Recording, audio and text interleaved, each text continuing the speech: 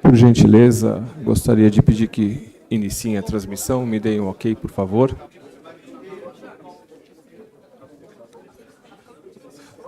Por gentileza, gostaria de pedir que iniciem a transmissão. Me deem um ok, por favor.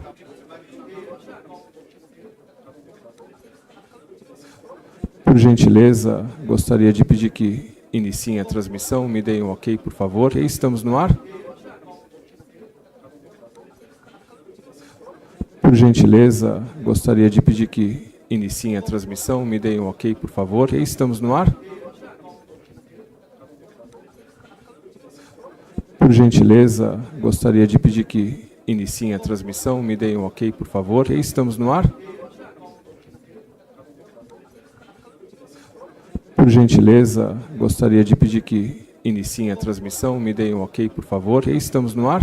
Okay, good morning, welcome to FAPESP, to the 10th German Por Brazilian Dialogue gentileza, on Science, gostaria de pedir Research que and Innovation, iniciem a transmissão. Me deem um ok, Sustainable por favor. Energy Ok, estamos no Transition. ar? Okay, This this event event is is an an initiative initiative by by FAPESP and To the 10th DVH German São Por Paulo gentileza, Dialogue on Science, gostaria de pedir Research que and Innovation. iniciem a I'd like to transmissão. invite Me the deem um ok, Sustainable por favor. Energy Ok, estamos no Transition, ar? Professor Ok, Marco this event Antônio is an Zago, initiative by FAPESP and To the 10th DVH São German Paulo Por gentileza, Dialogue on Science, gostaria de pedir Research que and Innovation. I'd like iniciem to a invite transmissão. the Me deem um ok, Sustainable por favor. Energy Ok, estamos Transition, German Consul General in São Paulo, Martina Hackelberg.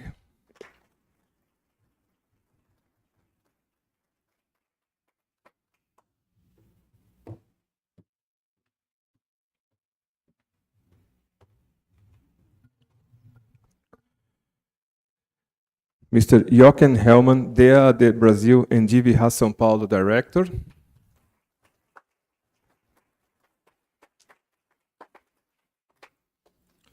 Please take your seats.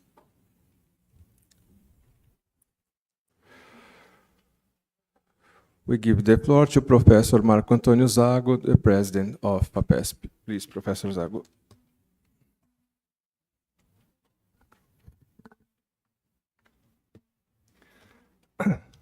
Okay, good morning, my friends. Dear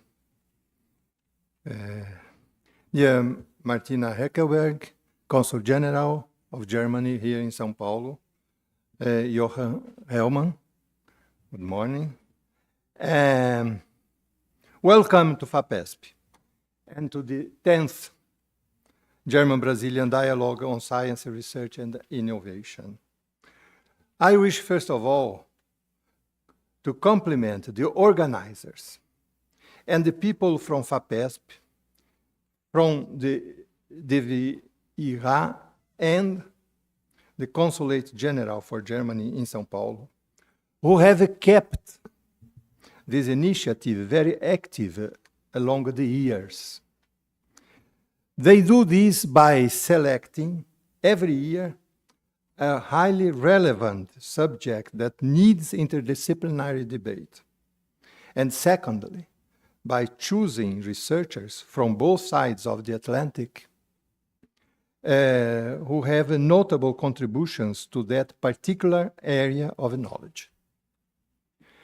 And this year, we have an innovation. As the meeting focuses also in innovation, The meeting itself has an innovation because we have a major addition to the design of the conference, the participation of experts from commercial or industrial companies, and this is a welcome change. Most of the national and regional systems of science, technology, and innovation in the world nowadays are focused on the digital transition, the energy transition, and the questions of sustainability. These subjects are in some ways linked between them rather than independent.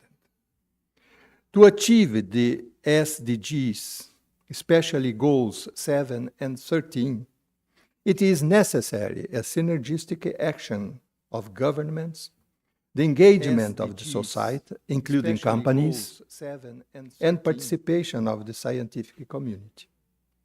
Thus, when scientific and higher education institutions wish to strengthen their role in this aspect, an important starting point is to look at what they are already doing and map this activity to each SDGs. For instance, we have done this here at the São Paulo Research Agency, FAPESP, and we are glad to see how much our researchers are contributing to finding new solutions to achieve these goals. We built a page and indexed more than 40,000 grants and fellowships awarded by FAPESP, roughly 15% of our total, to one or more of the 17 SDGs. For instance, if you take SDG 7, affordable and clean energy, FAPESP has supported 7,400 projects and fellowships related to it. Or if you wish, 3,800 projects for SDG 13, climate action. In particular, related to this SDG 13, our agency supports 5 long-term research centers, 4 of them with strong partnerships with industries and companies, an energy production and innovation center, a research center for gas innovation and low-carbon economy, a center for innovation of new energies, a genomics for climate change center, a research center, and a center for carbon research in tropical agriculture, which is coordinated by Carlos Eduardo Serri, who, together with Professor Markovic, have organized today's meeting.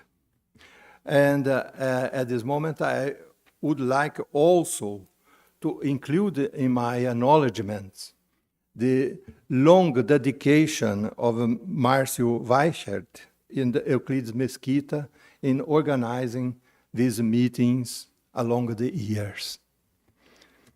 But indeed, FAPESP has had 4 strategic programs for almost 30 years that are focused respectively in biodiversity, global climate changes, research in the Amazon, and renewable energy sources. Brazil, as you know, has one of the cleanest energy matrix of the world, and FAPESP has a strong contribution in this aspect. While in the year 2019, the world matrix was only 14% made up of renewable energies, it made up 45% of Brazil's energy matrix. And bioenergy from sugarcane represents 18% of the total. As a consequence, although Brazil is a huge country with a population with over 200 million inhabitants, it ranks 12th in CO2 footprint in the world. Its emissions represent less than 2% of the 10 top CO2 emitting countries. And this revolution started 45 years ago with a huge increase in ethanol production from sugarcane, made possible in part by the research program of FAPESP in bioenergy, producing new knowledge and technical solutions for a wide range of fields, from genomics, plant selection, water-sparing approaches, fermentation, and industrial process. But obviously, there is still a long way that we need to cover together. International collaboration is more than ever essential in present-day world.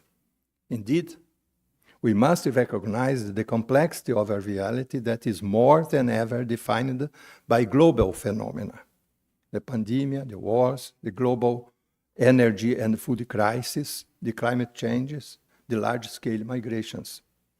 No country, neither national or regional science system, is capable to define its own future in a solitary or independent way. In this aspect, the big disasters related to energy production also determine the root changes, such as those of Chernobyl, Fukushima, and the present war in Eastern Europe. On the other hand, it is also an opportunity to learn one from the other, considering the contrasting scenario of energy production and usage in Germany and the state of São Paulo. For instance, in São Paulo, 100% of the 57,000 giga WH of electric energy produced last year came from renewable sources. I am sure that our dialogue will contribute to finding solutions in this new world. Thank you very much.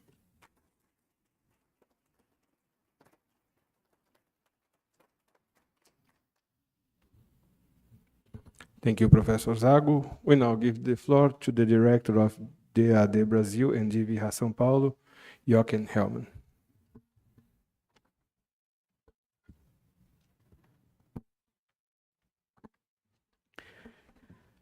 Dear President of FAPESP, Professor Zago, dear Consul General Martino, dear participants in the German-Brazilian dialogue on science, research and innovation.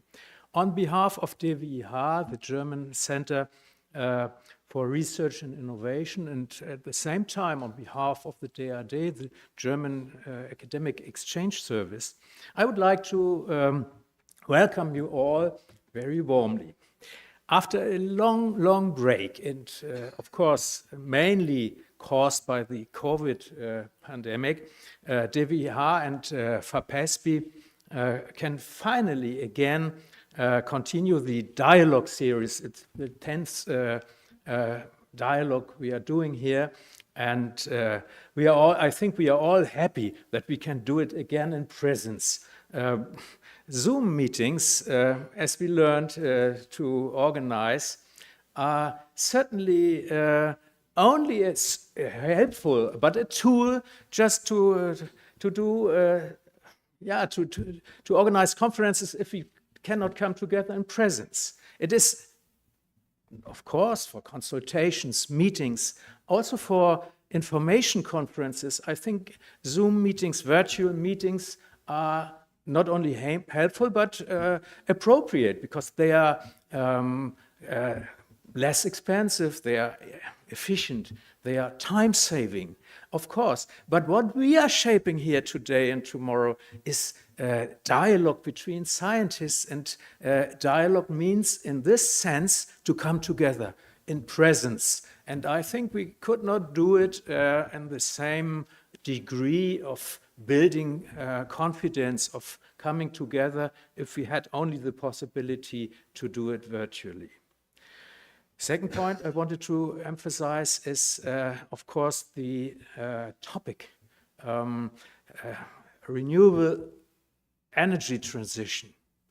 Well, Professor Zago has already explained a lot about the topic, and I would only add and leave it out what I prepared to say, because it would not be nice to say the same thing twice, although it is, of course, good to know that we have the same approach here. But I think it is enough to say more on the agenda a topic cannot be. I think we all agree, and this is certainly a good reason to have this 10th dialogue under the topic of sustainable energy transition. The world, and Professor Zago mentioned it already, is facing countless problems, socially, sanitary, politically, economically. I will not get into details again because you all know it. And why should I repeat things you are already aware of? But one point I should emphasize, perhaps, because some people, not here present, of course, but in the world, may not realize that it must be understood that no crisis can be overcome without energy. Energy in itself may not be necessarily the solution for everything, but without energy, there will be no solution. This is clear. And climate change demands that we do more than just keep digging for new sources of old energy. I think we will hear a lot about this today and tomorrow. Of course, nothing will progress here without science and research. And Professor Zago also stressed this point, it is necessary to cooperate internationally. In this, I think that Brazil and Germany are ideal partners who can complement each other perfectly. This is especially true in the field of energy, renewable energy, as where Brazil is in some respects much more advanced than Germany. And I think that this message has to be, of course, also transmitted to German academics. Those here present, I'm sure that they are aware of the fact, but in Germany there is a lot of ignorance about how far Brazil has been advanced in this topic of renewable energy. And the numbers Professor Zago mentioned should certainly be transmitted to the academic community in Germany. DAD and DWIH here in Brazil are doing everything we can to strengthen exchange between Germany and Brazil, of course. In this, FAPESP is a wonderful partner and whose experience and expertise I personally greatly admire. I just wanted to use the possibility to say this in presence of so many colleagues of many years in FAPESP. I'm therefore delighted that we can again hold this dialogue together as we did and many years before.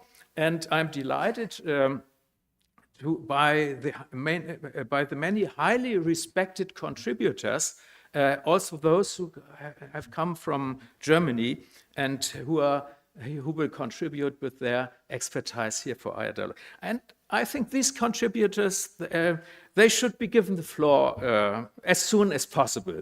So I will come to an end immediately and would just like to sincerely thank everybody, German Consul General, the colleagues from FAPESP, and everybody who has come here and will contribute in our dialogue. Many thanks.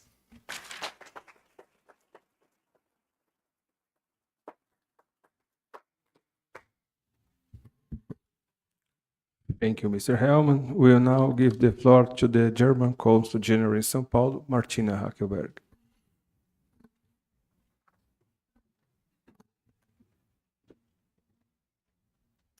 Dear Professor Marco Antonio Zago, dear Jochen Hellmann, dear speakers and panelists from Germany and Brazil, dear guests. When picking up a physics textbook, which admittedly some of us probably don't do very often, you will likely find the definition of energy as the ability of something to do work. Quite ironic, I think, considering how much work it takes to save energy. I can say this also from first-hand experience. When I took office in São Paulo last year, I asked my colleagues to consider measures to lower emissions and reduce energy consumption in our Consulate General. Because how can we credibly push for these goals if we do not set a good example ourselves? What we learned from our own carbon footprint was that the measures needed here in Brazil are very different from those for German embassies and consulates in many other countries, much more focused on traffic than on electricity. Why? Because the Brazilian energy mix has already an exemplary large share of renewables. It shows clearly there is no one-size-fits-all when it comes to lowering emissions. We all need to put our heads together, learn from each other, and collaborate to find the best solutions. And this is why the long-standing strategic energy partnership between Germany and Brazil is so very important.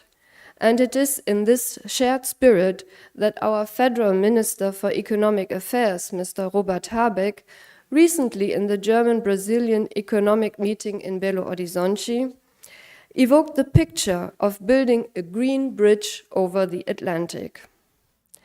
One such area for future cooperation is green hydrogen.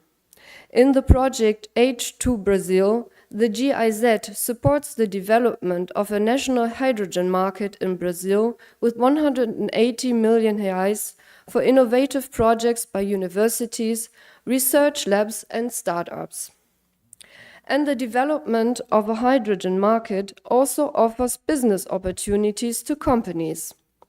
Last year, the chemical company Unigel announced to install the first industrial-scale green hydrogen plant in Bahia by employing electrolyzers from the German company ThyssenKrupp Nucera. And just recently, they decided to quadruple their capacity to 240 megawatts. It shows how German technology and advantageous locations for the production of green hydrogen here in Brazil can go hand in hand. And we hope to see many more such cooperations. Because, as we all know, these efforts are crucial. The energy industry is responsible for 2/3 of global greenhouse gas emissions. Greening energy therefore lies at the very core of our efforts to fight against climate change. The IPCC reports reveal that we are on a path towards a global warming of 3.2 degrees if we don't take further action. The consequences can already be felt around the globe. Rising sea levels eat away coasts, islands, and cities. Fires diminish forests and crops. Extreme weather events destroy people's livelihoods. A global warming above 1.5 degrees not only endangers ecosystems, but also political, economic, and societal conditions globally. And most affected are the poorest and most vulnerable groups and people. Climate change can be a catalyst for tensions and conflicts. It is an existential threat to humanity. However, there is also a positive message in the IPCC report. We have the knowledge, technology, and the finances to limit warming to 1.5 degrees. A zero-carbon society is possible, a society of new green jobs and growth. But we need to make the necessary adoptions as soon as possible. 2 weeks ago, Germany hosted the 14th Petersburg Climate Dialogue with high-level representatives and ministers from 40 nations in our Federal Foreign Office. In the meetings, the groundwork was laid for a global target level for renewable energies and energy efficiency to be adopted at the COP28 in Dubai. Furthermore, we need to continue our financing efforts so that this year, for the first time, we can achieve the pledged $100 billion for international climate financing to developing countries. Germany itself has increased its contribution to over $6 billion per year. And as you might know, in January, Chancellor Scholz announced a package of more than 1 billion reais for climate action in Brazil. We are on a good path, but there is still a lot of hard work ahead of us, or a long road, as Professor Zago has put it. On this note, I would like to thank our colleagues from FAPESP and from the DVIH for our excellent cooperation, for the organization of this conference, and for all of your support. It is always a great pleasure working together with you. And a great thanks also to all the speakers and panelists who, for being here with us today. I wish you fruitful discussions and new insights. And also, I cannot agree more with Professor Zago, who said international cooperation is essential. So today we're exactly doing this. I wish you very good discussions and thank you very much for the opportunity to be with you here today. Thank you.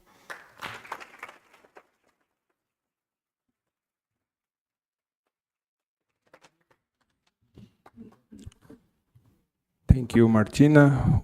So I'd like to ask you, Professor Zago, Martina, and Joachim to take your seats in the audience. And I will invite Márcio Weicher from DVIH São Paulo to coordinate the next session. Please, Márcio.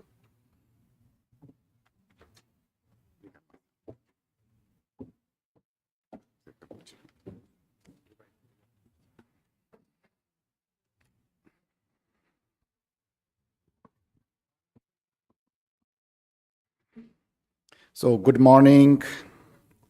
On behalf of the German Center for Research and Innovation São Paulo, DVIH, as we spell our acronym in German, and the São Paulo Research Foundation, FAPESP, it's also my very great honor to welcome you to the 10th German-Brazilian Dialogue on Science, Research and Innovation. First of all, we would like to thank the members of the scientific committee for their work. They did an excellent job discussing the concept, organizing the topics, and selecting the speakers. From the German side, Professor Aaron Pratinku from the FDH Aachen University, who unfortunately could not join us in person today, but I hope that he is following us on YouTube. Hello, Aaron. From the Brazilian side, Professor Jacques Markovic, Professor Emeritus at the University of São Paulo, and Professor Carlos Eduardo Pellegrini Seri, there, also from USP.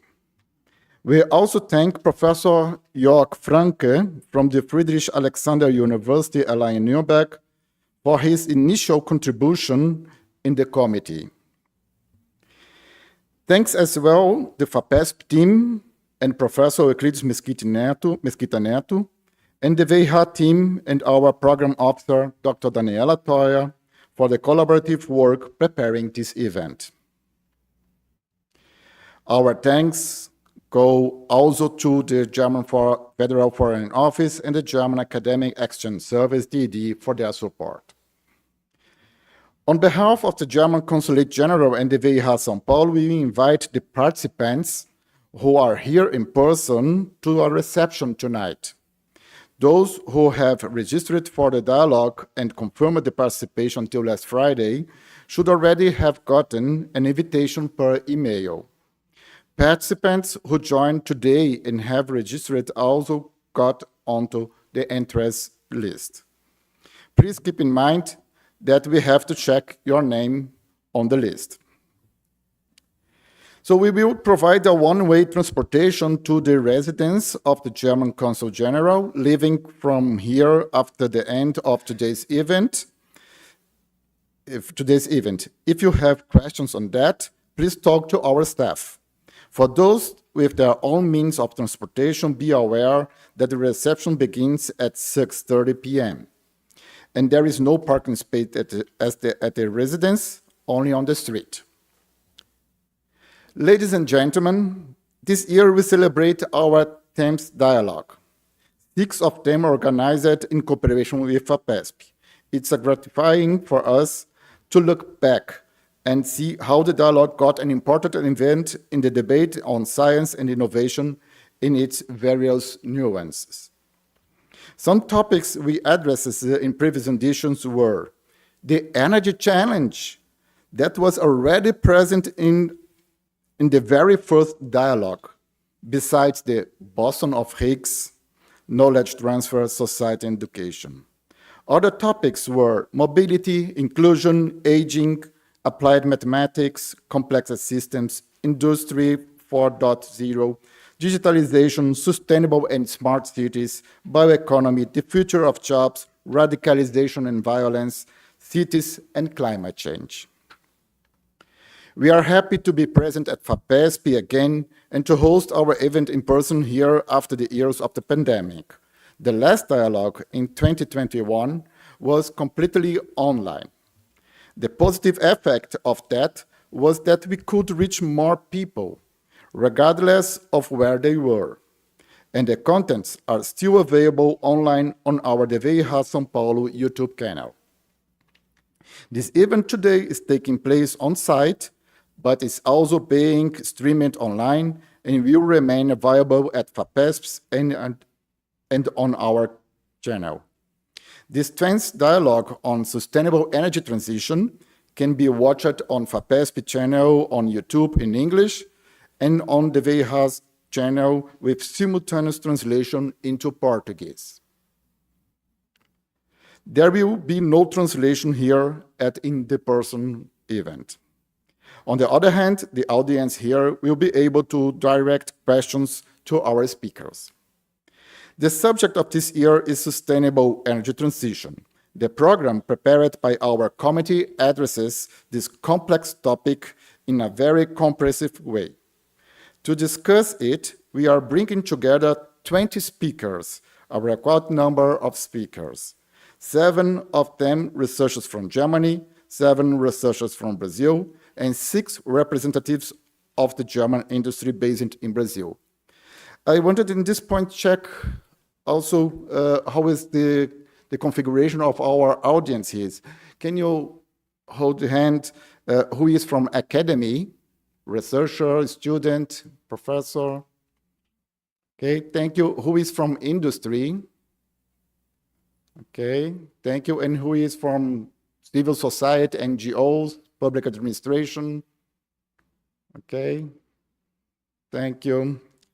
So, and to talk more about the concept of the dialogue, I would like to invite Professor Euclides de Mesquita Neto from FAPESP and the Global Research Council. Welcome, Professor Euclides.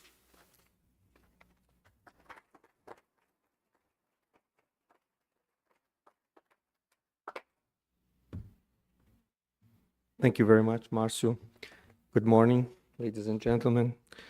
Good morning, the President of FAPESP, Marco Antonio Zago, General Counsel of São Paulo, Martina Ackerwell, and the President and DVE Director, Jochen Hellmann. So, and good morning to all of you. So this is the 10th German Dialogue on Science, Research and Innovation. The Deutsches Wissenschaft und Innovationshaus, DWIH, and FAPESP, as you've heard, have already a relatively long tradition in establishing this forum, a dialogue among Brazilian and German researchers and other representatives of these societies. In previous years, we organized, as Marcio already mentioned, this dialogue on topics such as bioeconomy in Brazil and Germany, working and learning in the digital world, radicalization and violence, perspectives and prevention. And in 2020, we should have a event on cities and climate, multi-level governance challenge, but it only happened in 2021 in virtual form. We should have had the 10th dialogue in 2022, but again, was prevented by the pandemic. So we're having the 10th dialogue now in physical presence. And the topic chosen this year, as you already mentioned, is sustainable development, sustainable energy transition. In 2015, the United Nations approved the 17 Sustainable Development Goals, the so-called SDGs. The SDGs, which I do deem to be a very enlightened piece of human political endeavor, do reflect the most significant challenges of our times: food and water security, housing, sanitation, working conditions, sustainable industry, and many others of the SDGs are connected to the pressing issues that we are experiencing today, this polycrisis. And all of them have strong reflections on the climate change. Although many of the challenges listed in the SDGs may be met with good public policies, there are other issues that will require creation of new knowledge and innovative application of this knowledge in form of technological development. So, advancement in knowledge and technology, or still STI, science, technology, and innovation, are important requirements to address the problems made explicit by the SDGs. The United Nations recognizes that fact and has an annual meeting, an annual forum to advance science, technology, and innovation for the SDGs. FAPESP is a research funding agency, and our mandate is to contribute to creation of knowledge and technology and innovation. In this sense, its role is very much aligned with the needs and challenges of current times. There is, nevertheless, a topic that underlines all human activities and has strong impact on the way we are going to meet the SDGs. That is the topic of energy. But we are concerned today with more than energy. We are concerned with an energy transition that will be aligned with the sustainable development and help to meet the sustainable development goals, SDGs. And for that, we also need new knowledge brought by research and innovation. Also, although we recognize that the character of the problems listed in the SDGs are of global character, most of the solutions will have to have a local or national character. That, I understand, is the context of this event. Two countries with distinct cultures, distinct industrial and agricultural complexes, with distinct research entities and strategy get together to address issues of mutual concern and try to discover topics, scenarios, and complementarities that they may want to share on the face of much required energy transition to a more sustainable world. How can Brazil and Germany cooperate, discover mutual interest and mutual complementarities? The event can also be understood as a way to make the SDGs more concrete, part of the path to move from goals to planning and to concrete actions. The program that has been prepared for this event tries to reflect this context. In the next 2 days, we will be exposed to a discussion comprising, but not limited to, topics as two keynotes addressing challenges of the global energy transition and opportunities for new partnerships, shifting development pathways, how to enable broader, deeper, and faster climate action, and also a number of sections on topics such as how to accelerate the transition to carbon emission-free energy to a carbon emission-free energy system, energy technology innovation for sustainable development, how to alleviate financial burdens for low-income households and energy-intensive industry, policy and market requirements for resilient and reliable low-carbon energy systems, shifting supply chains dependencies following the energy transition and the role of circular economy. And last but not least, education for innovation and sustainable energy consumption. Another important aspect of this dialogue is that we put together not only representatives from Germany and Brazil, but also members from the academia, industry, and policymakers of both countries. It's also important to mention that we have researchers and representatives from many Brazilian states in this dialogue, not only from the state of São Paulo. It is meant to be a national or international event. I imagine that you all understand that to create such a program event, a lot of energy and personal dedication is necessary. With that, I want to recognize publicly and thank in advance the efforts of the members of the scientific committee, Professor Aaron Pratiknio, Eduardo Serri, and Jacques Markovich. I have witnessed their huge commitment to make this dialogue a reality. Of course, without the efforts of the DVH team led by Márcio Weichert and the works of the FAPESP staff of Events, Communications, and Scientific Directorate, it would be very difficult to organize such an event. Finally, I would like to make a brief disclaimer. FAPESP does not promote commercial activities. In this sense, we have invited people from industries that have experiences on the topic that we are addressing at this event, not the industries themselves. So, I believe that all potential conditions for an excellent event are given. And I would like to invite you all to help fulfilling this potential with your participation. Enjoy the event. Thank you very much.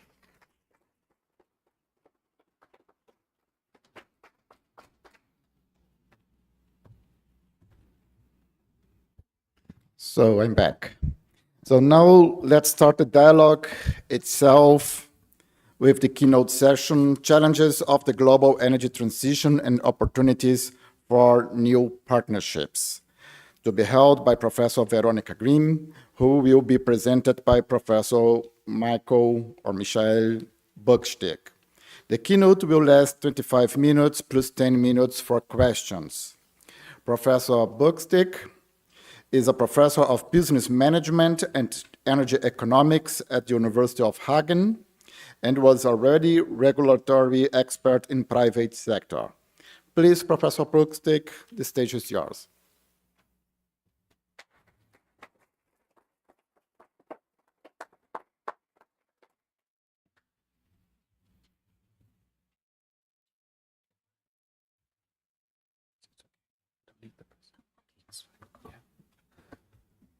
Yes, good morning, ladies and gentlemen.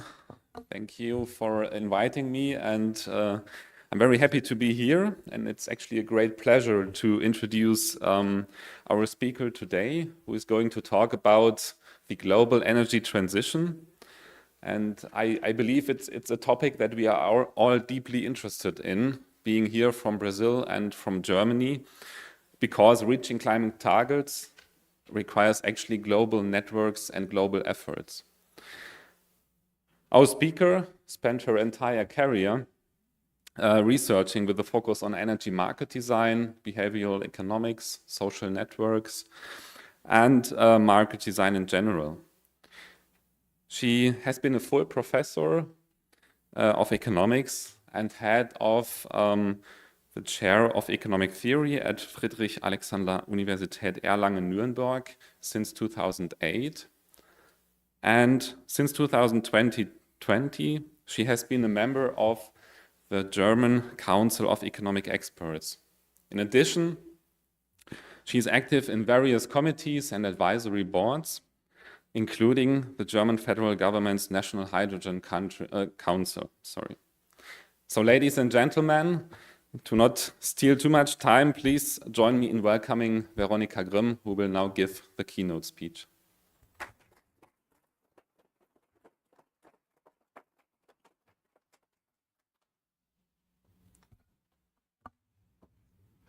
Yeah, thanks a lot. Dear audience, thanks a lot for the kind presentation. I had to decide what to speak on because the topics are so manifold. And I will start with a perspective from Germany and Europe, featuring the energy crisis, and then lead you through some thoughts on the energy transformation that will affect Europe and Brazil. And then also focus on the topic of critical raw materials, having in mind always the crises that are around us and the geopolitical changes that affect the world today. So starting with the energy crisis, and I have too many slides, I'm aware of this, I will skip some, but you can have them all afterwards. And there's a lot of literature on it, so that you can go deeper into the topics if I don't have the time to cover them here. So what did we experience in Europe? We experienced really spiking energy prices that decreased again after the energy crisis, but will not reduce to the historical levels. You see this in the two stylized pictures. On the left-hand side, it's gas prices. On the right-hand side, it's power prices. And electricity prices increased because in Germany in particular, and in many other countries in the European Union, gas is a electricity generation technology, and we needed gas, which was very expensive in order to cover our electricity demand in some hours of the day in all countries. So I will skip the German forecast. Germany did not enter a recession, but the economic development is not marvelous at the moment. The challenges that are in front of us are manifold in the sector of energy. In the short run, we have to really accelerate our expansion of renewable energies. You see on the left-hand side that we want to quadruple the speed at which we build renewable energy plants, which is quite difficult in countries that are very populated. So this is the challenge, and we had to substitute gas. We could not, since Russia stopped the deliveries last year, we had to substitute Russian gas, and we did not substitute the whole quantity yet. So we still have to save gas in the meantime. So these developments basically speed up the transition towards renewables, because fossil fuels are very expensive and will remain quite expensive in the near and midterm future. And so this speeds up the transformation towards renewables. The transformation plans of in the power sector and also in the energy intensive industry, the transformation paths have already been discussed. But now there's a lot more pressure on firms to speed up the transformation, especially affected where the industries that are very energy intensive. You see here on the left-hand side the energy intensity of different industries, and you see that steel, chemicals, glass, others are very energy intensive. Of course, they are very much hit by these developments and in the energy sector. And others, for other industries like the production of machinery, the production of the automotive industry, there the energy intensity is not that high. So there, the pressure is also there, but not that intense. If you look at previous crises in Europe, you see that these energy price shocks have led basically to a lot of to improvements in energy efficiency.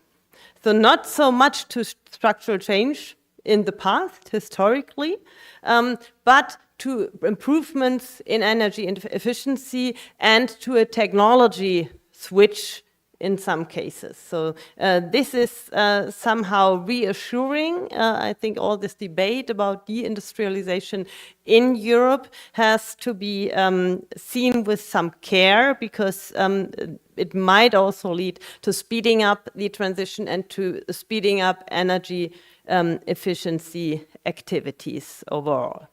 So what is the key challenge that we face? We have to use renewable energy sources to decarbonize all the sectors of our economy: heat, mobility, industry, and power storage. And you can think of the sector coupling, of course, in terms of using electricity directly, which especially in Germany is very popular. So the German energy transformation is very focused on electrification. But of course, there's a second pathway to use hydrogen as a sector coupling technology, producing renewable hydrogen from renewable energy and then using it to decarbonize all the sectors where electrification is not possible or not feasible. So these are the two ways renewable energy and then using in Germany to decarbonize after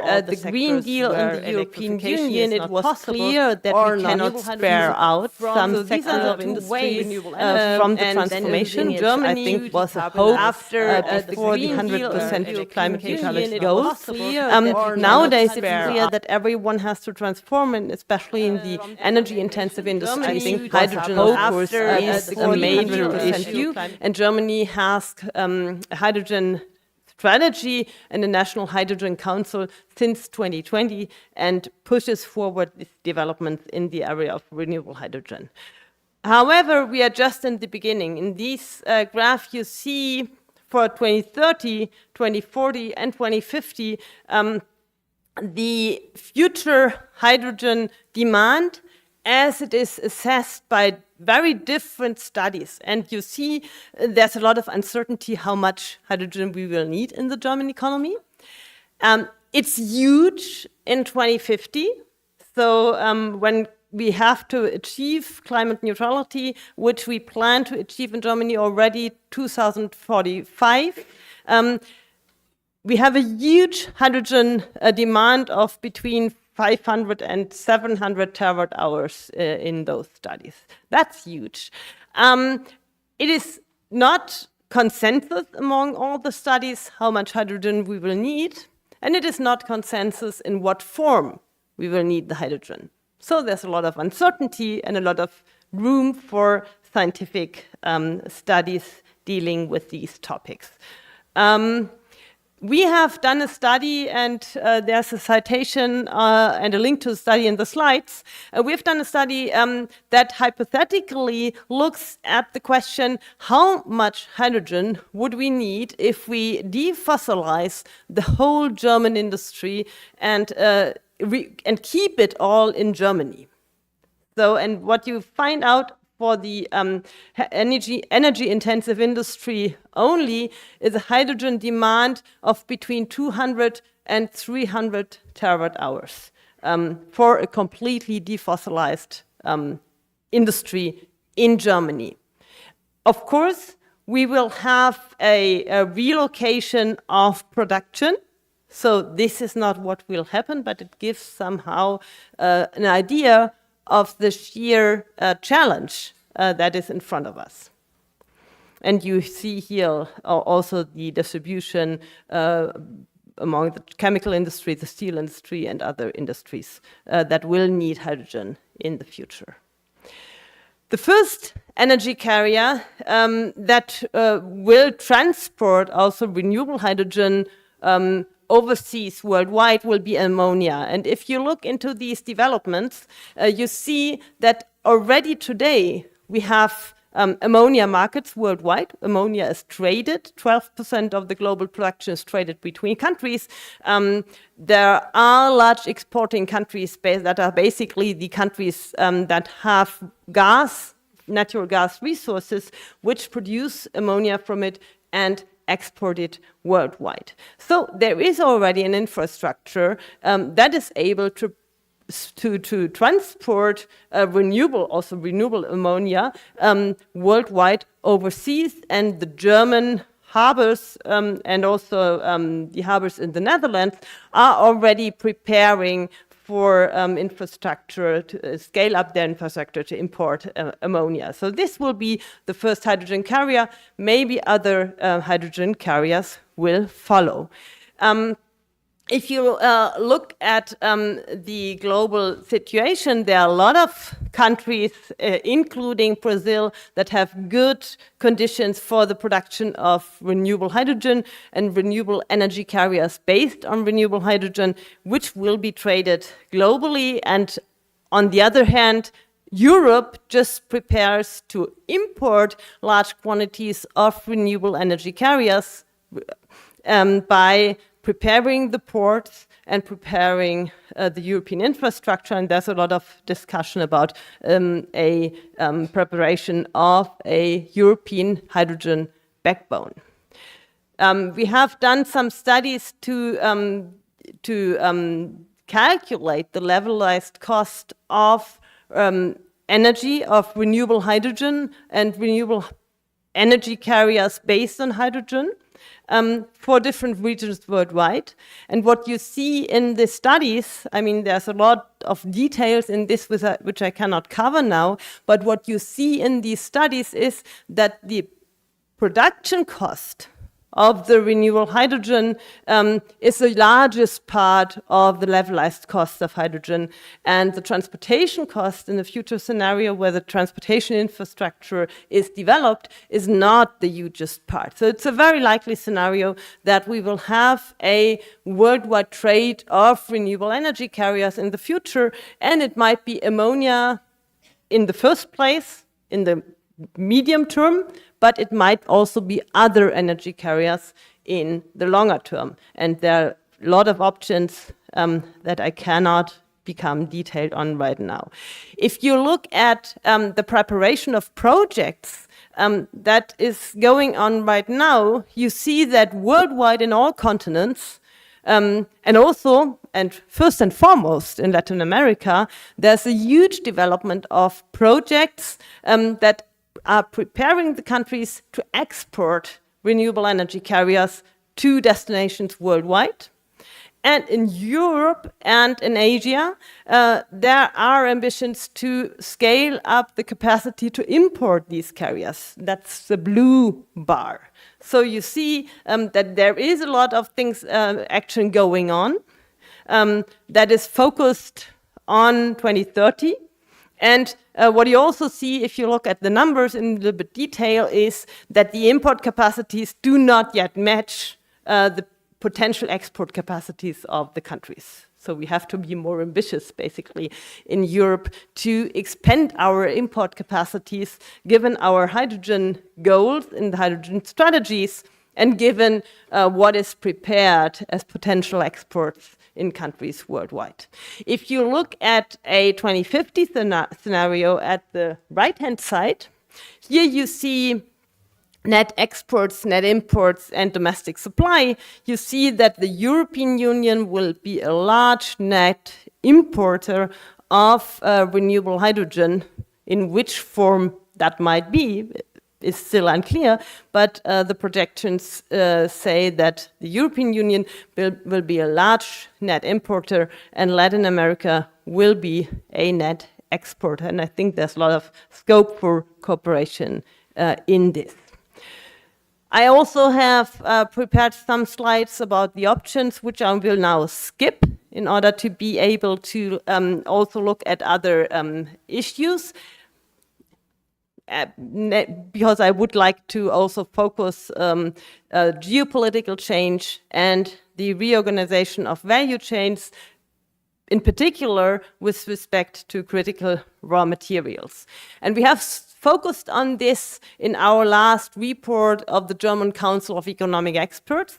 There is a chapter on geopolitical change and the reorganization of value chains, starting from the observation that Europe is very dependent on China. You can see this, for example, if you look at the number of products with strong import dependency. That's products which you cannot easily substitute if you lose one critical import country. And China exports 208 of these products to the European Union, more than any other region in the world. In particular, these are critical raw materials. And why is this relevant? Because for our energy transformation, we need a lot of critical raw materials. You see here on the left-hand side that for offshore wind, onshore wind, solar PV, nuclear, coal, but also for climate-neutral battery electric mobility, you need a lot of critical raw materials, many more than for a fossil fuel-based world. And this also reflects in on the right-hand side. So there will be a huge scale-up in all these technologies, and critical raw material demand will, of course, increase with this. Critical raw materials are extracted and produced worldwide in many countries, also in Brazil. And there are a lot of tensions between different sustainability goals connected to this, of course. So in the context of the transformation to climate neutrality, we need a lot of critical raw materials. But of course, forest protection or the protection of biodiversity is negatively affected by the extraction of those critical raw materials. This, of course, affects all the negotiation about trade agreements as well. And I think it is very important to get into a dialogue how it should affect our negotiations on trade agreements, because you also see here in this graph how huge the part that China has in this area is. So China extracts and processes more critical raw materials than any other country in the world and has a huge fraction of the total production, which of course is a little bit scaring against the background that China recently announced that they will reduce their export and use more of their critical raw materials production within China itself. So this is, I think, a very important topic also between Brazil and the EU, because the way that the negotiations proceed at the moment are not very productive in order to get to a sustainable solution for both countries and both continents. You see here a development that has been initiated around the 2000s by China. You see on the left-hand side that critical raw materials are extracted in many countries worldwide, but a lot of the critical raw materials are then shipped to China in order to be processed, which is, of course, an environmentally very problematic activity. So there is, of course, the tension between climate protection and environment protection here that you see very clearly in this data. And this is a development that China has initiated on purpose in order to reduce, to concentrate the critical raw materials processing within China and also create dependencies in this context. So this is something that I think the world has to deal with. You see also that the strategy that initiated these processes, it's integration of industries. So China integrated extraction of critical raw materials and processing of critical raw materials in order to reduce cost, and subsidized critical raw materials production so that their prices could not be matched by any producer worldwide, and it was not profitable for any firm to initiate projects in this domain. These subsidies, of course, are difficult. We also focus on it in our recent report. I cannot become more detailed right now, but to measure these subsidies that affect international competition is very difficult. There are a lot of concepts that try to measure them, but they diverge largely. So it's very difficult to pin down and to have global negotiations on that. What you see, however, is that there is a decline in subsidies for fossil fuels, and there is an increase in subsidies for renewables, which is, I think, a good sign.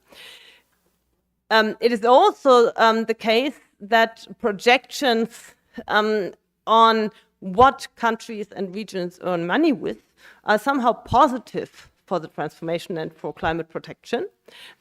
Since you see here projections by the International Energy Agency on the question, what do you earn money with in the long run? And it has been traditionally coal, and it will shift if we manage to accelerate climate protection activities together worldwide. It will be rather energy transition minerals, which you earn money with. So this is something that you have to have in mind. However, it is not sure that we will manage in the world community to really accelerate climate protection worldwide, because we still have a lot of regions that have large coal mining projects and that have also planned new coal mining projects. I think this should be one of the main goals of the next COP, to negotiate a global coal exit, which is of course very difficult because in a lot of states, the political decision makers earn a lot of money themselves with the coal mining activities, and therefore we have to initiate processes in order to also incentivize countries to promote a coal exit. So this shift in profits from energy activities will depend also on this negotiation process, whether we manage to negotiate a global coal exit in the first place. Let me very briefly also focus on the Inflation Reduction Act. I think the American Inflation Reduction Act is good news for climate protection because it accelerates investment in climate protection technologies quite a lot in the US. So there has been a projection of the International Energy Agency that assessed the global electrolyzer capacity by 2030 before the IRA. And the assessment of the electrolyzer capacity in the US only after the Inflation Reduction Act is higher than the capacity that was expected worldwide before.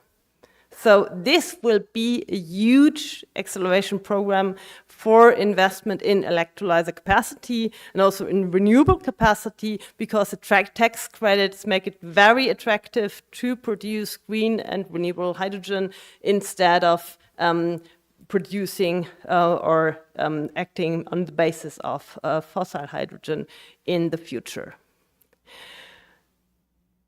I think for climate protection worldwide and for the European Union and the cooperation with also Latin American countries, in particular Brazil, this means that we should speed up our transformation as well.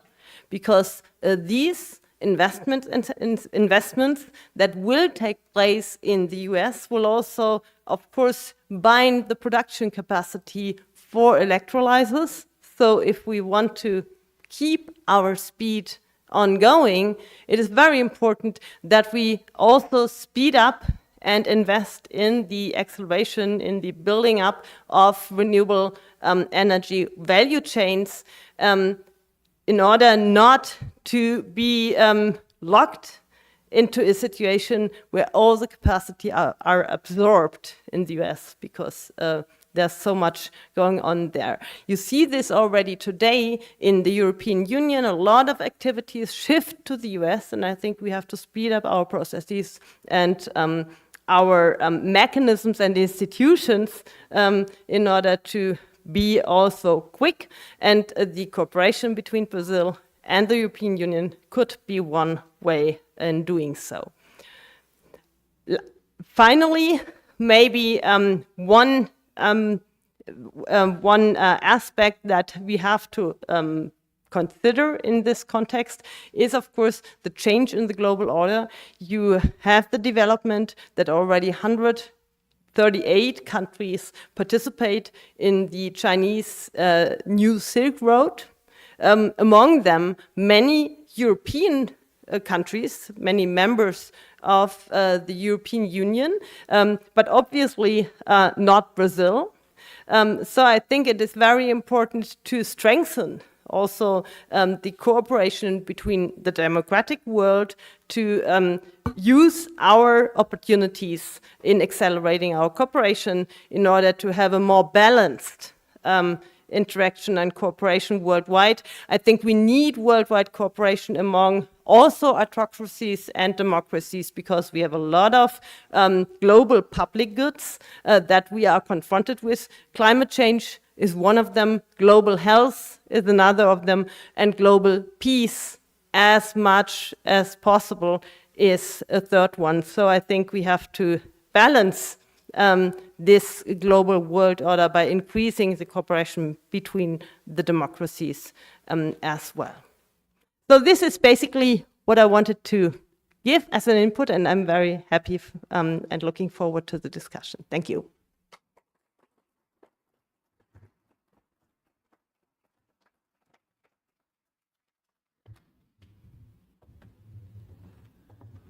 So thank you very much for your presentation, for your interesting presentation, Veronika Grimm. I think there is now room for questions and discussion as we are here in the dialogue. So I would like to open the floor for questions to the audience. So when asking a question, maybe please mention your name and your affiliation so that we all know who you are. And yeah, please. Yeah, it's Giulio Meneghini from the Research Center for Greenhouse Gas Innovation. That's a CP sponsored by FAPESP, Shell, and the other companies. Well, very interesting presentation. I was really impressed with the numbers that you showed. And there is just one question that we have been working a solution related to hydrogen from ethanol, to use ethanol as a vector to transport hydrogen. And I'd like to know your opinion about such way of carrying hydrogen using the current logistics and so on. And well, I know that's not, the numbers is a very small solution, because the numbers of the production of ethanol in the world are relatively small compared with oil. But I'd like to know your opinion about that, or if you have heard about that solution. Yeah, thank you very much for the question. I think there will be different ways to transport hydrogen worldwide. Basically, if you look at it from a European perspective, there's a lot of projects going on that focus on pipelines. Because this may be the cheapest way to import, but this works only for certain regions that are closer to Europe. And if you look at ship transport, ammonia is of course a solution, but also methanol, and I think also ethanol can be a vector. And then there are other solutions that is done research on, which is the liquid organic hydrogen carriers and liquid hydrogen, which still have to cope with technological problems due to different aspects. For example, for liquid hydrogen, there are no ships yet. So I think this we will see what the developments are. And for liquid organic hydrogen carriers, of course, you always have the challenge that you also need energy to decouple the hydrogen from the carrier again in the country of destinations. But there's a lot of research. I think in the end, we will see the scale up of markets. We will see trade of different energy carriers. This depends, of course, also on the usage, on the use case of the off-taker in Europe. For example, if you need ammonia anyhow, you will certainly prefer to import ammonia than to import pure hydrogen. Very much. Thank you very much. Are there further questions in the audience? Yes, please, Professor Markovic. Thank you very much. First of all, congratulations for your excellent presentation. You began with energy trend, then you move to energy carriers, but then you get to the geopolitical issue. And this is where I would like to address your question. You mentioned that we should improve the relation between Brazil and the European Union. And there is quite an opportunity, is what you called energy transition minerals. Where do you see that we should improve these understandings? Which are the bottlenecks? How can we move quicker in this understanding so the opportunities can benefit both sides, Europe and Brazil? Yeah, this is, of course, a difficult question. I think there is the tension how to deal with dependencies worldwide today. In Brazil and in Europe, you will have the discussion how to manage the dependency from China. We have it in the European Union as well, and the discussion goes in the direction that one tries to impede investments in critical infrastructure and critical technologies, but the practice is still somehow different. I think one way to deal with it is definitely to diversification of supply chains.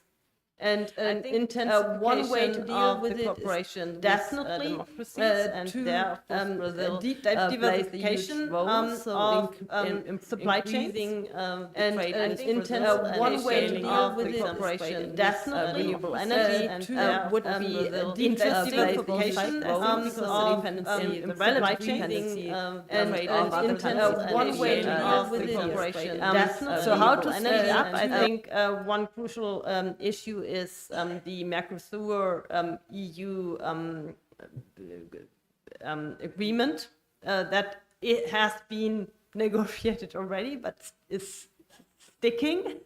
I think it is very important to talk about the way how to include the environmental issues into the agreement. This is something that is discussed in the EU, and some of these concerns, of course, are valid. For example, if the trade agreement increases meat imports or exports to the EU and therefore affects forest protection, this is something to deal with. In the case of minerals, it's a very tricky issue because we need a lot of critical minerals. The alternatives are also not environmentally friendly. So if we import everything from China, it is quite certain that in China, environmental protection will also not be the first priority. So if we think about alternatives, we really have to think about how to deal with these trade-offs. And this is something one has to talk about, I think. Honestly, because there is this severe tension between climate protection, we need a lot of these minerals, and forest protection and biodiversity protection. So somehow there is a trade-off, it has to be solved. And I think it is not solved by deciding to do it all in China, because there we don't have to think about it. Question. Are there further questions in the audience?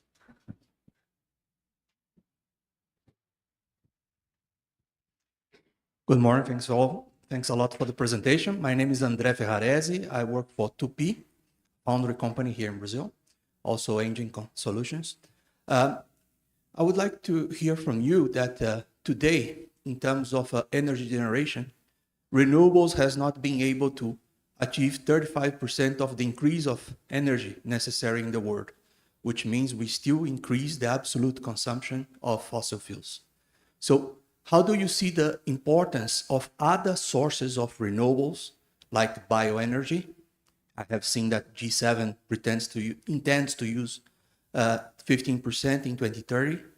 And how do you see the bioenergy as source for hydrogen production in cooperation for the electrolysis? Thank you. Yeah, thank you very much. I think this is true. We face a situation in which many countries worldwide, of course, want to realize growth, and it is not possible to deal with it in the world community by telling those countries say it should not grow anymore. That's a naive and not practicable solution. I think a key issue is to negotiate institutions among regions worldwide that will increase the incentives to produce less CO2 intensive. So basically, I would not, I think the institutions are key and not focus on specific technologies. And what currently in the EU and Germany is discussed is to strengthen the emission trading system. So it has been strengthened recently by the European Parliament. And there has been introduced an emission trading system in the sectors of mobility and heat. So we have already a working emission trading system in the electricity sector and heavy duty industry and energy intensive industry, where the CO2 price is around 80 to 100 euro per ton at the moment. And now we will introduce a emission trading system for mobility and heat. Jointly with this initiative, the EU discusses a carbon border adjustment mechanism, which is, of course, something that is also criticized worldwide because, of course, it discriminates against countries that want to realize imports to the EU. And an initiative that, for example, the German Chancellor promotes at the moment is a so-called climate club. And I think what he has in mind is negotiations with countries worldwide in order to include them in one way or the other into this system where institutions are set up that make climate protection more attractive than production based on fossil fuels. And I think this should be the way, not focus on certain technologies, but a focus on the development of institutions that really switch around the incentives and make it attractive to accelerate renewables. And I think if we succeed in the global community to do this, then of course by scaling up these technologies, we will see the cost regression that makes it more attractive to grow also based on renewables. I mean, that must be the goal. We are not there yet, but I think this big countries as Germany and Brazil could contribute their part to this process. Yeah, thank you very much for your question, and also thank you very much for elaborating already on potential solutions. Due to the timing, I propose that we move the discussion to the next coffee break. And so I would like to thank you again for your presentation, and yeah, hope for very interesting discussions the next 2 days. Thank you.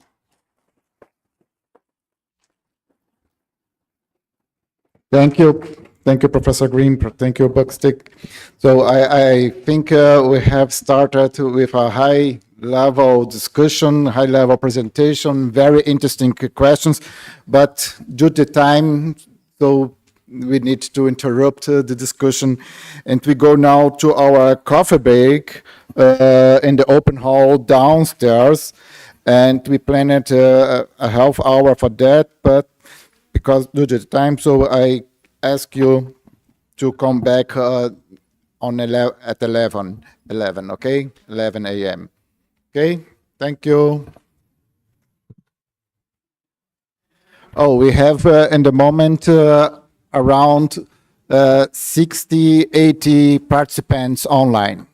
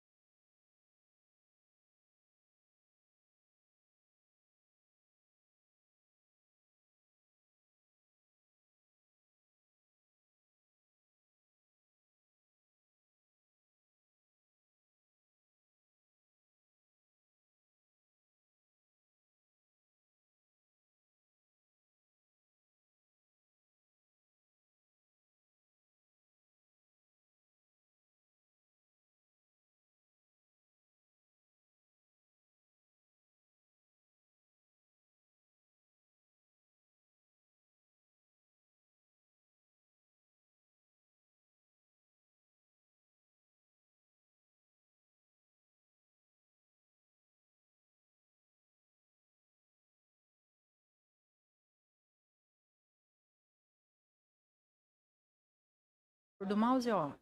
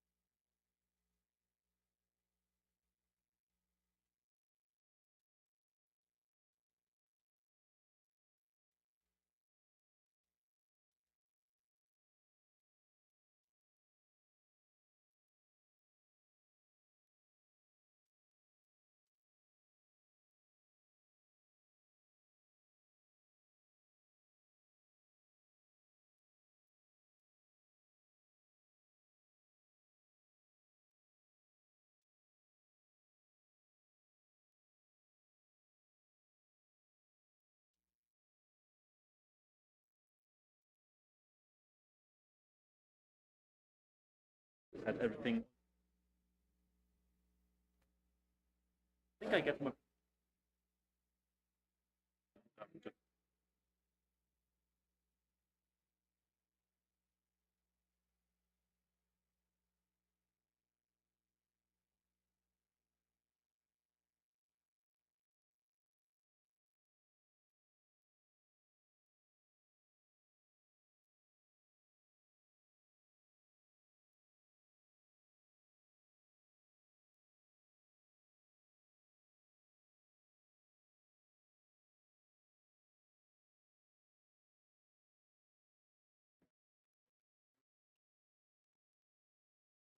Tá ligado? Tá.